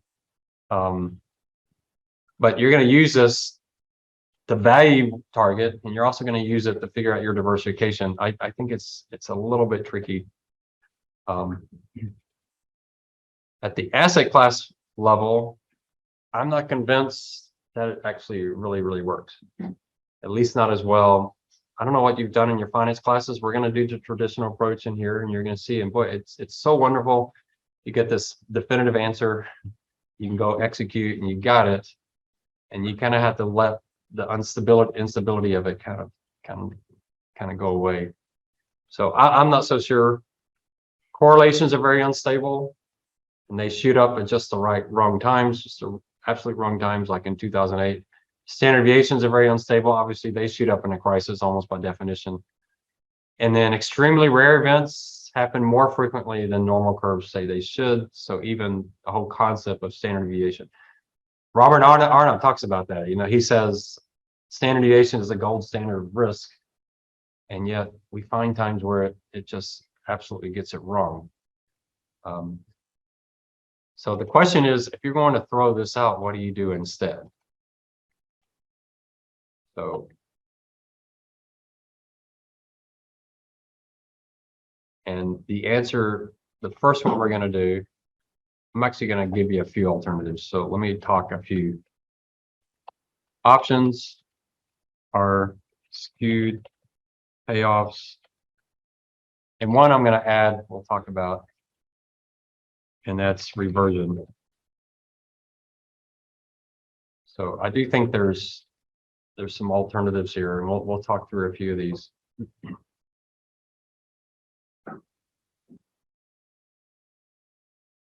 All right, anybody want to challenge my opinion? I'm going to actually, not this class, I'm going to wait till next class after the exam. But I want to show you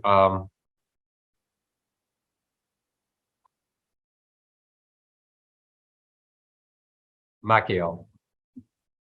I want to show you a video about Machiel where he strongly disagrees with what I just said. I'm going to let you see his side. But since he's not here to defend themselves, I'm going to then badmouth him afterwards and show you why I disagree with his disagreement of me. Because he's going to start off saying some people say diversification doesn't work anymore at the asset class level. I think that's wrong, and here's why. And I'll show you his arguments.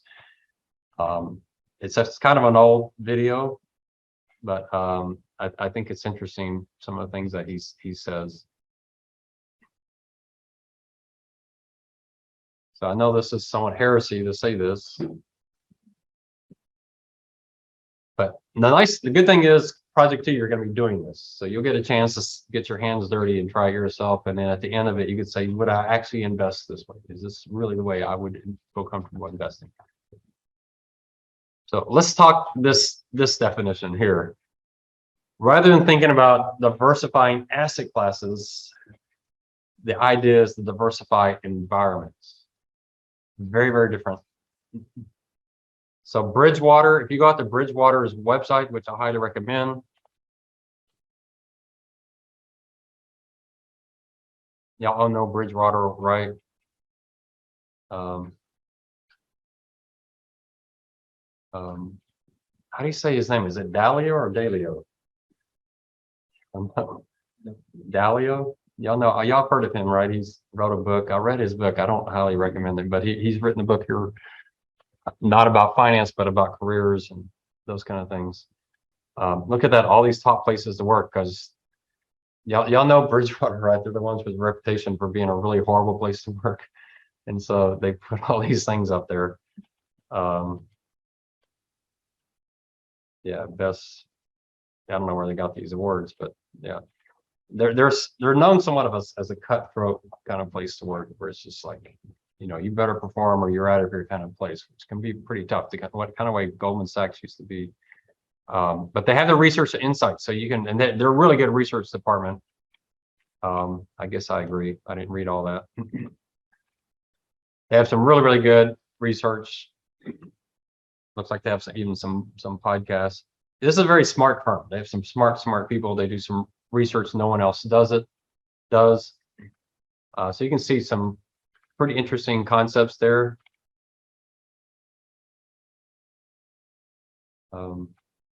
There he is right there, I think. Oh, that guy looks too young. So yeah, they've got it's a pretty plethora of issues. So, in one of the things they write, and it's on our, sorry, I'm having to use Microsoft because Chrome's not working, and now I'm getting confused. So under content, under miscellaneous, you have this Bridgewater article.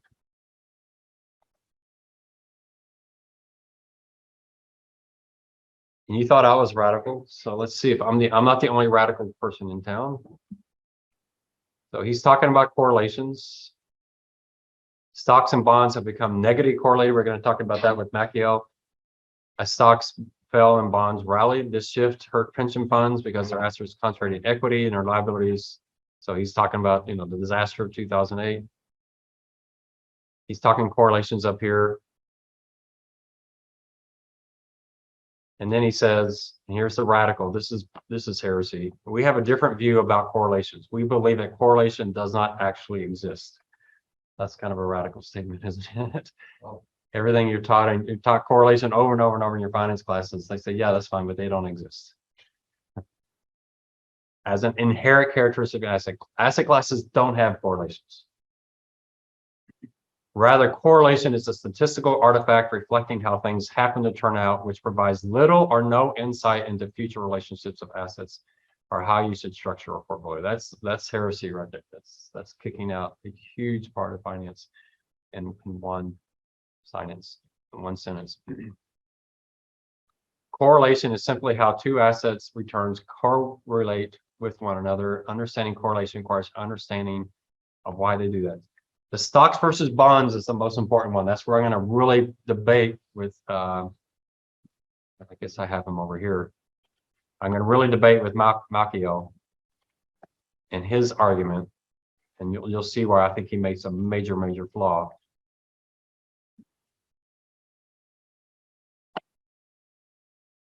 So are bonds and stocks positively or negatively correlated? Y'all know the answer to that. What is it? The answer is yes. The answer is yes. So why are they sometimes positively correlated and sometimes negatively? If you took my investment class, we talked about it in there.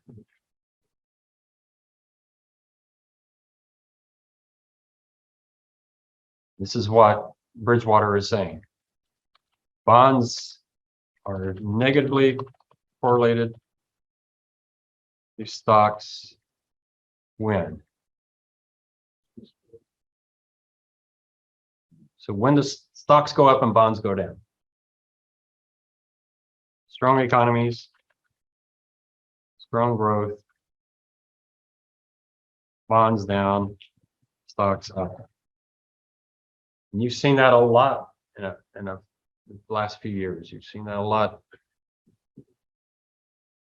What about prices or recession? What happens? Bonds up, stocks down. So crisis would be like 9/11 or the pandemic, or Ukraine or whatever, the Tokyo earthquake. You have something just hits, some global crisis hits. Or a recession, you just have weak growth. So stocks are all about growth.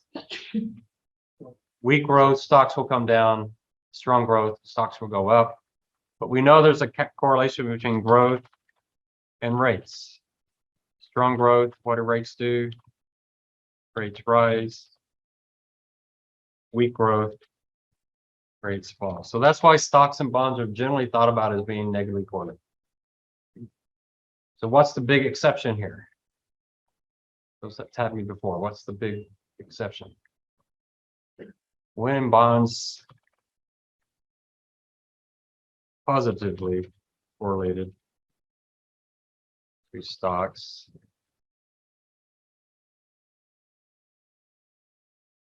Anybody remember on that one?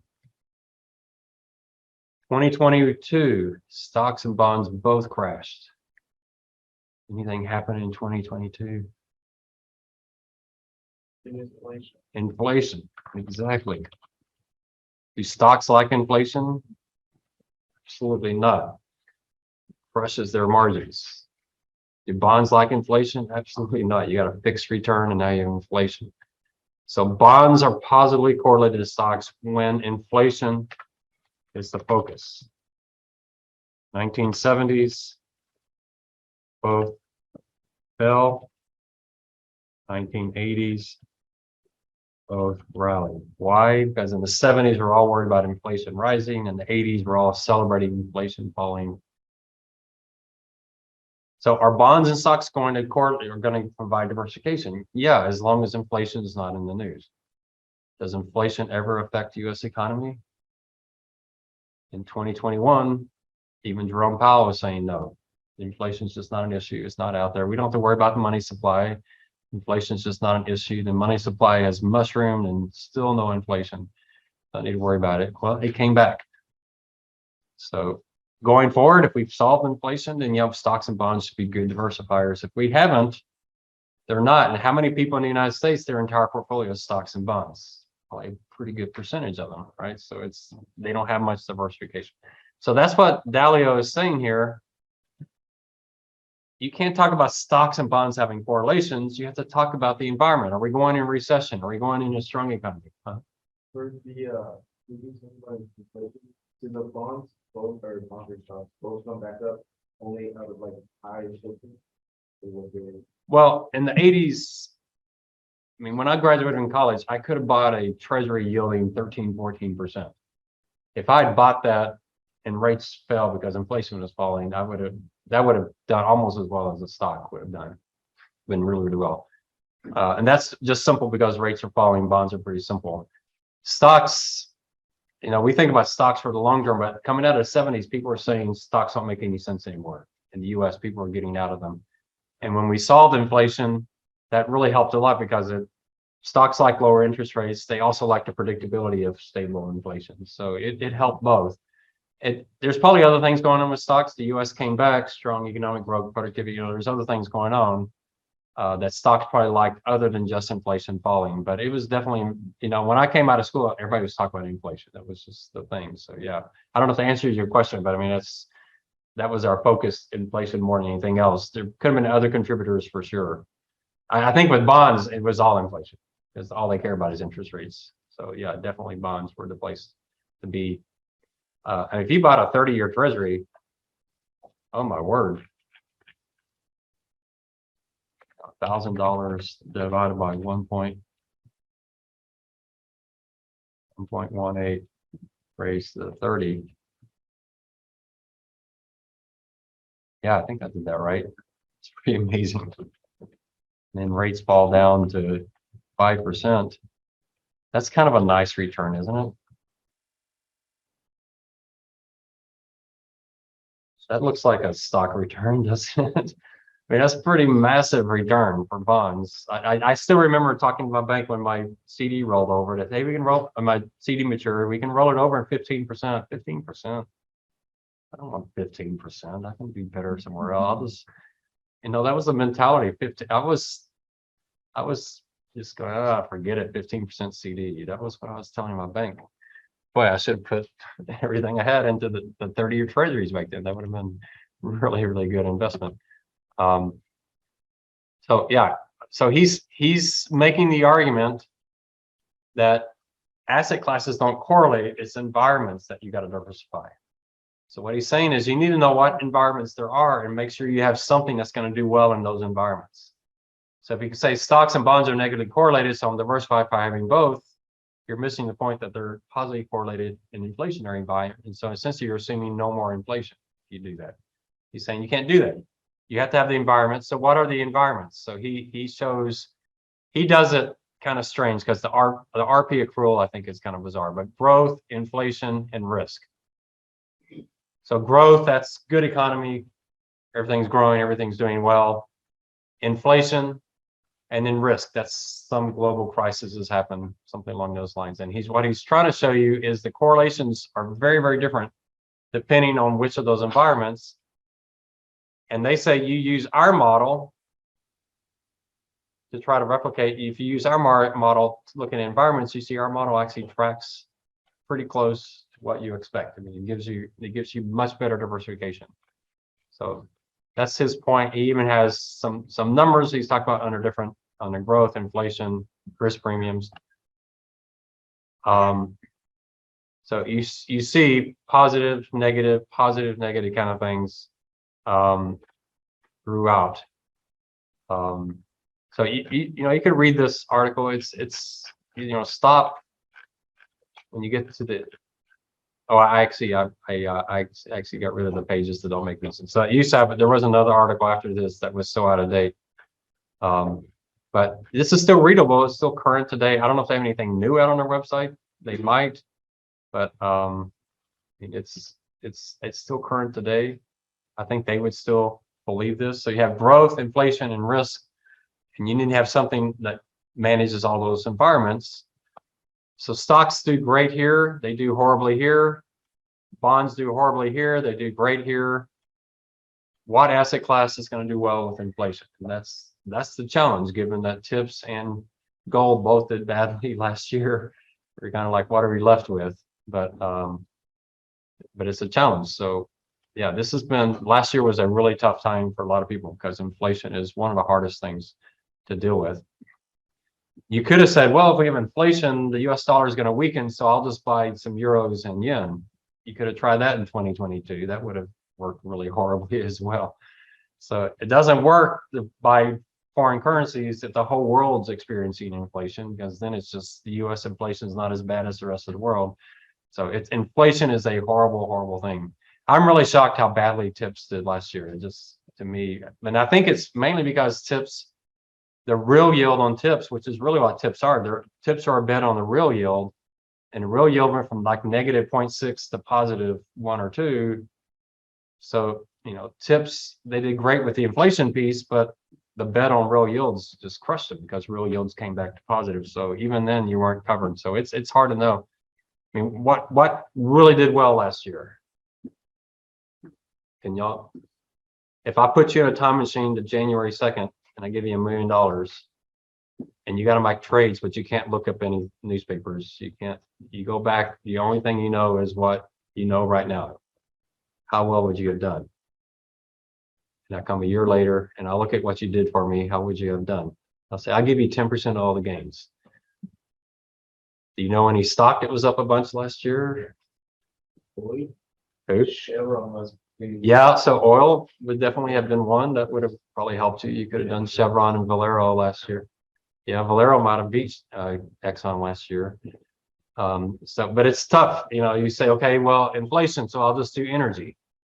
So that would have worked in the 70s, but is energy always the driver of inflation? So, you know, maybe it has been. Maybe you go back and say, every time we've had an inflation scare, oil prices have always shot up. So maybe that's your solution. You stick a lot of money in Exxon.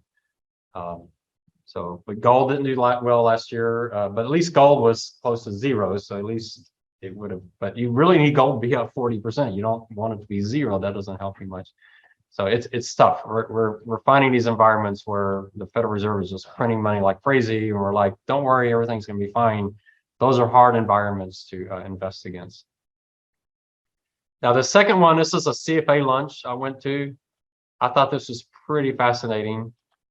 The guy was a very much older gentleman. He was even older than I am. This guy was up there. And I really got the sense that he was on the way out of his career, retiring, and he wanted the world to know what he had found. So he was like on a mission to he was evangelizing here. So he says there's two environments, not three, but two environments. And he has it against, he says currencies, but it's really gold. Strengthening or weakening currencies, growing or lessening risk.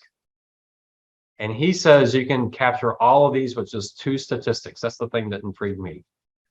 Gold prices and bond spreads. That's all you need. So now he would have gotten it right on gold when he expressed it in currencies. I interpreted him talking about inflation, but now, now I'm thinking about it, just kind of hit me. If you think in terms of currencies, he would have been right, because the US dollar strengthened last year, and that's the reason gold didn't do well last year.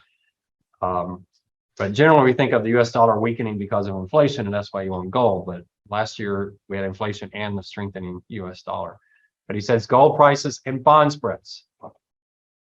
Bond spreads will narrow during good economic times, and they will gap out during bad economic times. That's why last night in Investment Society, I was showing you bond spreads are right where they've always been. Kind of makes you a little nervous. Why aren't they wider if we have a recession coming? But he says that's all you need. Not only that, but they actually are predictive. Gold prices move before the markets move. Bond spreads move before markets move. So you're told in advance to shift your portfolios. So that's pretty exciting. Now, he only had 4 asset classes: US bonds, US stocks, gold, and real and foreign assets. He kind of threw real assets, real estate, commodities in with international stocks. But it says only 4 asset classes. And there's one flaw in his analysis we're going to talk about. When he says US bonds, he means US treasuries. He doesn't mean US corporates, all right? That's going to be a big issue for me that we're going to talk about. But those are his 4 asset classes. So yeah, I already showed you that one. All right, so here's this guy. And he says there's different environments where these 4 asset classes shine. So if you have an increasing anxiety and the dollar is strengthening, you want to be in US treasuries. If people are worried and the dollar is strong, just buy long US treasuries. You'll be happy. Okay, that wasn't last year. Anxiety was increasing, strengthening currency, but the one thing we had last year was strengthening currency with inflation. So it's a big flaw. 2022, I wish I could have him come back and present, because 2022 was a big blow to his philosophy, a strengthening dollar with inflation. But that's the norm. You have inflation's under control because the currency is strengthening, but you have a lot of people worried. Here you have more anxiety and a weakening currency. That's when you want gold. Here you have anxiety coming down and the dollar is doing well. That's when you want domestic stocks. Here you have people not as worried, but the currency is weakening. That's when you want real estate and foreign assets. So that's his argument. And he actually shows you. So here he uses GDP growth. So when GDP growth is accelerating, stocks do great, bonds do horribly, gold does horribly, commodities do great. Right? Because the commodities like strong economies. Steel, concrete, those kind of things, energy, they like strong economies because people are using their products a lot more. So in a strong economy, you want to be in stocks, you want to be in commodities, you don't want to be in bonds, T-bonds, you see T-bonds, and you don't want to be in gold. Like gold, you're there, it's like, in case stuff goes bad, stuff's going well, gold's just going to be really boring. If the economy is weakening, stocks are bad, bonds are good, gold is good, and commodities are bad. Why? Commodities are bad because they're a production. So that seems, well, we got everything covered here. Well, then he brings in the next environment. What about him? So see here, he is using inflation. So you see the big flaw in here. He says currencies and inflation are always tied together. So if inflation's accelerating, stocks are bad, bonds are bad. You see the big distinction here? Stocks and bonds are a great diversifier. Stocks and bonds are a terrible diversifier. You can see how inflation comes in there. Gold does well. Commodities do well. Commodities love inflation.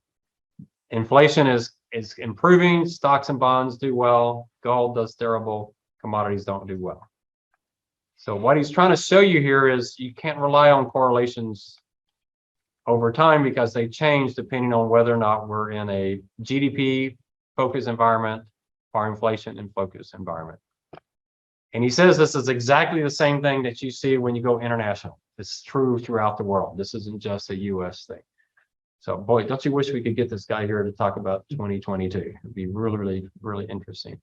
Now, I'm not going to show you his asset allocation because I thought it was absolutely crazy. He was like 40% gold at times. That was just freak most clients out. Say like at the beginning of 2022, 40% is gold. They would have done pretty well because gold was flat, but still people would say, you did what with gold? That's just crazy. Now, at USAA, we had a gold fund, but it didn't buy gold. It bought gold producing stocks. It bought companies that produce gold. A lot of them hedge gold out, so it may not be the right answer.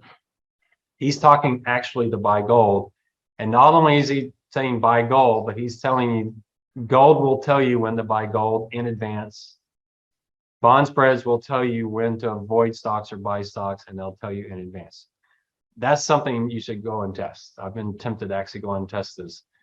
Look at bond spreads. When do they change? And what does the stock market do the next 6 months, next 1 year after that? He's saying it's simple, it's predictive. It tells you exactly what to do. Do y'all believe it's that simple? I'm sitting there going, it can't possibly be that simple. But he kept showing us charts saying, see. Bond spreads is interesting. You know, are bond investors smarter than stock investors? So that spreads actually move before the stock market does. And that would be kind of interesting to see. I kind of disagree with the guy on the panel today. He kind of, what did he say about bonds?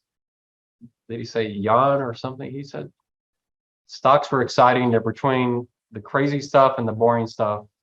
Bonds are boring. So he used some words about bonds, but I don't remember what it was. But I think bonds are pretty exciting investments themselves. But that he was saying bond spreads are an incredible predictor. Now, I don't think bond spreads are one of the leading economic indicators. I'll have to look and see. I can't remember. The Treasury curve is definitely a predictor, whether it's inverted or not. But he's not talking about the yield curve. He's talking about spreads themselves. But you saw what I built for the Investment Society. If some of y'all want this, I've had a few people ask for it. But I'll find it here. But if you're going into interviews, you really want something like this. So you can talk markets. So I have different markets. This isn't updated because I'm not on Bloomberg. I do different markets. The last 7 days. You can see oil's down a bunch year to date. And last 12 months, you can see everything's just down dramatically, except for Japan. I do the same thing with sectors. Obviously, staples has been the one place to be this last week. Market down so much year to date. So you just have in one place, you're going to go in there and you know what energy has done. You know what discretionary stocks have done. So energy, last 12 months, up a bunch. But did you know industrials are up 5%? Communication services down 20%. Last night I was saying it was Meta, but it's actually Meta and Alphabet. Meta and Alphabet dominate that sector, and they're both just crashing. So that's the reason they're down. And that's the reason they're up this year. Real estate down 12%. You know, real estate, you would think, I know there's people who say real estate isn't a protector from inflation. This is not real estate. This is real estate investment trust stocks. Why do they hate inflation? Well, because they're high dividend stocks. They compete with bonds. So when interest rates rise, people say, well, I don't need these high dividend stocks anymore. I can go buy bonds. So It just gives you something to look at. This I really love because it tells me the blue is the normal relationship to the S&P 500, whether they're expensive or cheap, and the orange is where they are right now. And so I was telling him last night, this is the reason I'm small cap value right now. Small cap is very cheap versus where they historically been. Value is still cheap, but it just gives you a sense. You know, you walk into a meeting and say, you know, growth stocks still look expensive to me. I know they've sold off, but they're still expensive to their history. Most undergraduate students can't say that.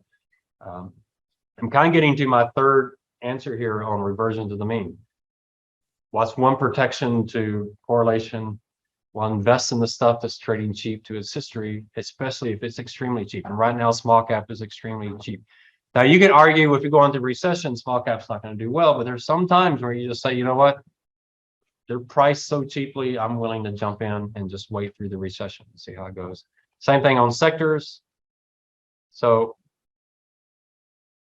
we know tech is expensive, but it's come down, but it hasn't come down to its historical level. It's still expensive. Can you imagine what this would look like back at the end of 2021?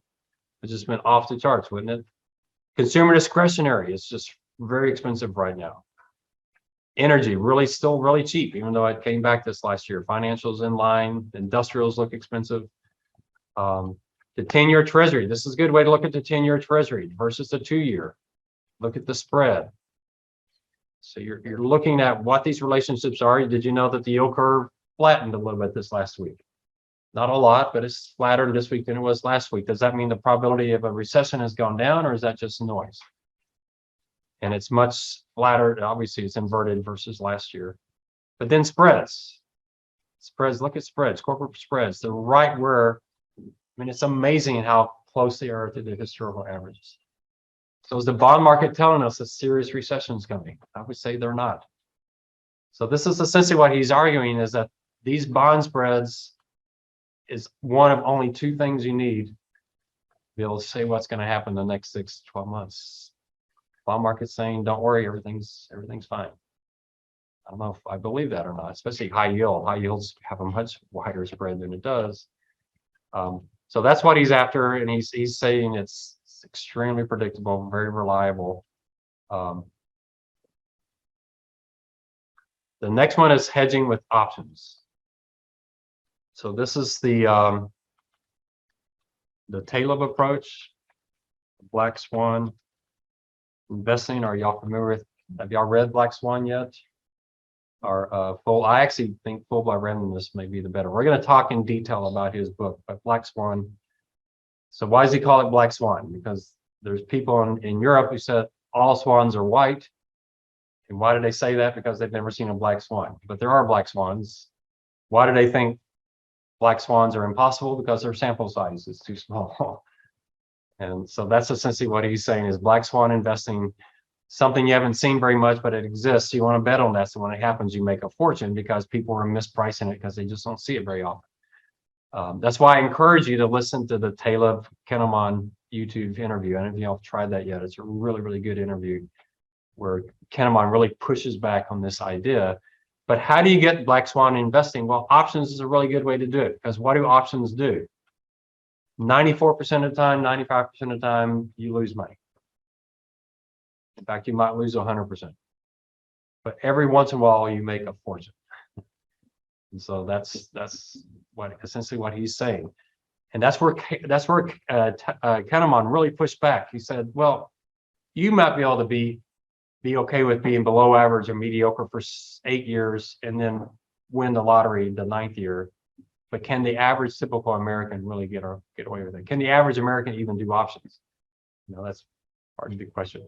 But essentially, he's getting that pushback that you have the advantage that you're wealthy, you made all this money on these books. You have the advantage you can sit there for 7, 8 years and be mediocre and then make a fortune in that 1 year. Now, he made the news in 2020 because he made a fortune when the market crashed and people gave him all these headlines and yeah, look how smart I am. But no one talked about where he was a few months later when the market came roaring back. My guess is he probably messed up on a lot of that and didn't quite get it back. But hedging with options. So I don't know if my lecture is really boring tonight or what. Sorry, am I boring y'all tonight? That problem. This is like the most exciting stuff. That's what the guy said in the panel, right? You're in the right career. This is the most exciting stuff. So hopefully not too boring. Option strategies. When did the downloads start going up there and not down here? Have y'all like downloaded the same file 7 times before you realize that? You're going, okay, why is it up there all of a sudden? Did someone change their software? All right, so let's talk about options.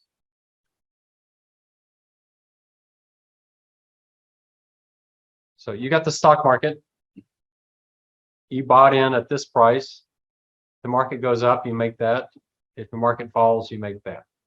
Straight line. Pretty wild ride, roller coaster, not so exciting. So what does finance say? Well, put 40% in cash or bonds. What does that do? Changes the slope. The market goes up, you don't make as much, but the market goes down, at least you have some protection there. Now here I'm assuming a zero correlation between cash. Put it in the bond market, it's not quite so good, right? Because if we talk about inflation, they're both going to be down, and so then you're gonna lose a lot. But that's essentially our strategy. Is let's change the slope a little bit. So what other strategies could we do? So 100% stocks, blue line, 60% is like this. A hedge is like that. So this is 100% stocks with a hedge. So here's my argument on hedging with stocks. And this was my argument really back in 2020. When interest rates fell down to like 0.5%, it's like, why would you buy bonds in this environment? So I say, just put all your money in stocks and hedge it, and you'll probably come out with a higher return. Because if the market falls, you're still going to lose a lot of money, even with the hedge. The market rises, you won't make as much with the hedge, but you'll still do better than if you bought bonds. But there is a spot down in here where the hedging does worse than the bonds. And so in kind of zero return markets, you're going to be worse off with the hedge. And a lot of times you're going to be, if the market really takes off, you're going to be better off doing that than having bought the bonds. If the market tanks, you're going to be better off hedging. And then what is this? This looks great, doesn't it? So what that is when options are cheap, just buy too many of them. That's my strategy. We did that in the investment society in 1 year, and it was pretty fun. We had a lot of fun that year. Option prices got so cheap, so we just bought a bunch of extra ones. And then the Tokyo earthquake happened, the Japan earthquake happened, and the market fell 11%, and we were up 11%. That's kind of cool, right? That's when you're like hoping you have an interview the next day. It's like, how y'all do? Well, we're up 11%. What? You mean the last 6 years? No, I mean this last couple of weeks. How could you be up 11? It doesn't make any sense. You can't do that right now because the VIX is a little bit high. But so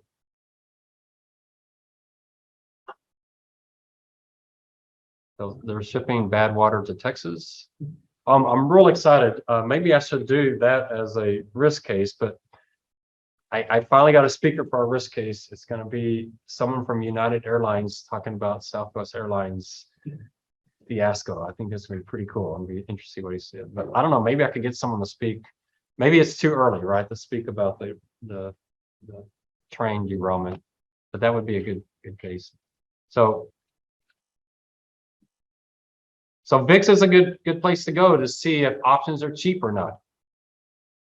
So what should the VIX be? So what is the VIX? It's real simple. It's the annual standard deviation of the S&P 500. That's all it is. Historically, that's been 15%. It's 19% if you include the Great Depression. But historically, the stock market standard deviation has been 15. So if you're above 15, options are expensive. If you're below 15, they're cheap. So when we did the trade investment society option, the VIX had fallen below 10. When I see the VIX fall below 10, I'm out there making some option trades. I'm like, yeah, why? For 2 reasons. When the VIX is unusually low, and it's hard for me to show you in here. When the VIX is unusually low, there's 2 things going on. First of all, insurance is really cheap. And secondly, no one's worried about risk, which means, in my opinion, risk is really high. When no one's worried, that's when you should be worried. And the wonderful thing is, when you should be worried, it's really cheap to buy insurance. It's kind of like there's a major, you have a house in California and there's a major fire. So you call your insurance company and say, yeah, we have a 2-for-1 special. You can buy homeowners insurance. If your house burns down, we'll build you 2 houses. That's kind of the way VIX at 10 is. You can buy twice as much as insurance and overhead your portfolio. So yeah, when that happens, it's really, really cool. And great time to be buying. You have to be patient. So that's kind of my anti-Taleb is I would do what Taleb's doing when the market's giving you a great deal. That's when it makes sense. You know, set up the black swan when the black swan's really, really cheap. Right now, it's not a good time to do it. That's an expensive VIX. I mean, yeah, in 2020, in 2008, I don't know which year these are. You can't tell what year we are. I still can't tell what year I am. I don't know what that is.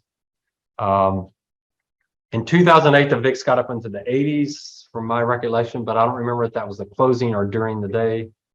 We were watching VIX like every 3 seconds. Just a crazy, crazy year. The lady who created the VIX, she was on our board. So I got to meet her. It was really pretty cool. And she had the VIX back much, much further. So she said the VIX actually got above 100 in October 87, which doesn't seem possible. How can the VIX be above 100? If you can't lose more than 100% on the stock market, how can the VIX be above 100? But the actual VIX itself got above 100. So it's pretty interesting. So the VIX is actually on a 3-month option. It's the implied volatility. So it's an annual number, even though it's on a 3-month option, but it's the annual standard deviation. If you remember the Black-Scholes formula, it adjusts for time in the formula. So you use an annual standard deviation, but then you adjust for time in the formula. So it really is, and something you should all do is bring in the historical S&P 500 and calculate its standard deviation and graph that against the VIX. And you'll notice you almost can't tell the 2 lines from each other. In certain times, it does get above it because the VIX will rise much, much faster than the standard deviation of the market will rise. But during most of the time, you can't tell the VIX from the standard deviation of the market. So the VIX is highly correlated to the last 30 days of the market, I mean, the last 90 days of the market. So if you take this S&P 500 on a daily basis, do a 90-day standard deviation and annualize it and graph that against the VIX, the 2 lines are almost indistinguishable except at the extremes. So it's a pretty easy concept. So when the VIX falls below 10, boy, I'm buying. Now in 2008, and I'll show you 2008, in November of 2008, the VIX got really high. So I had this debate. We were doing spreads, and we were shorting calls, and so we were actually buying and selling options. And one of the guys saying, "Well, shouldn't we keep selling those options because this sounds like a really good time to do it?" I want to just take the entire strategy off and just go into the market, and I'll talk about that what we did back in November of 08. We were making decisions in the middle of a fire. It was tough, but yeah, that was a good time to be selling options if you had a lot of guts, because the market was so volatile. I mean, there's a good chance you could have lost a lot of money doing that. So I'm more doing this when the VIX is really low. I buy options. When the VIX is very high, I don't feel comfortable selling options. That just feels really uncomfortable to me. I'm not telling you to do this because you'll do it and the VIX will stay low for 12 years and you'll be really mad at me, but I'm willing to do it because I'm patient to do that. This is the protected put. We'll talk about a protected put. I'm going to show you some numbers on that. It has worked really, really, really well historically, unless you take 2008 out and then it doesn't look so good. So it works really, really well, but you need a 2008 in there every once in a while, or it's kind of a waste of money. We did the collars at USAA. I no longer believe in collars, but we did the collar at USAA. Why do you do the collar? It's to save you money on the insurance. But boy, does it cut off the upside. I'll talk a little bit about that. And then here's my overhedge idea. So I love the overhedge idea anytime the VIX gets below 10.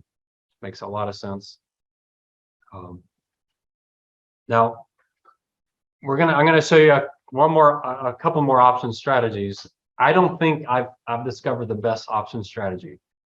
And I really think this is an area which needs a lot more study. A lot of people have studied this. There have been some people who have studied my idea of taking a 70-year-old and instead of putting them 40% stocks and 60% bonds, putting 100% stocks and hedging it. There have been studies that actually shows that's a pretty decent strategy to run. You can see why a 70-year-old would like that. You can tell them the most you can lose is this. So we'll look at those strategies after the exam. And then every once in a while, you kick this leg, you have that side when you can really buy insurance cheap. And you know, it costs a little bit, but you're getting it so cheap you don't really mind. So I want to get into options a little bit more. And I'll talk my strategy here real quickly. We got a minute or two. So let's say you think stocks are going to make 7%, bonds 3.5%. So 40% stocks, 6% bonds has a 4.9% expected return. My idea is you go 100% stocks. So you have a 7% expected return, which gives you a hedge budget of 2.1%. So you can spend 2.1% on options and have the same expected return that you had. So is it possible to spend this 2.1% and end up with a 4.9% expected return portfolio with less downside risk? And I'm going to say, yes, that's possible. Or you just don't spend the entire budget. You spend 1.5%. You have a higher expected return and you can cut more of the downside. So, and remember, this gets back to my definition of risk. My definition of risk is not standard deviation. My definition of risk is the world falls apart and I'll lose everything. Now, if the stock market goes down 100%, my guess is your options are probably going to be worthless as well, because nothing's going to be worth anything. In that case, it doesn't matter what you did.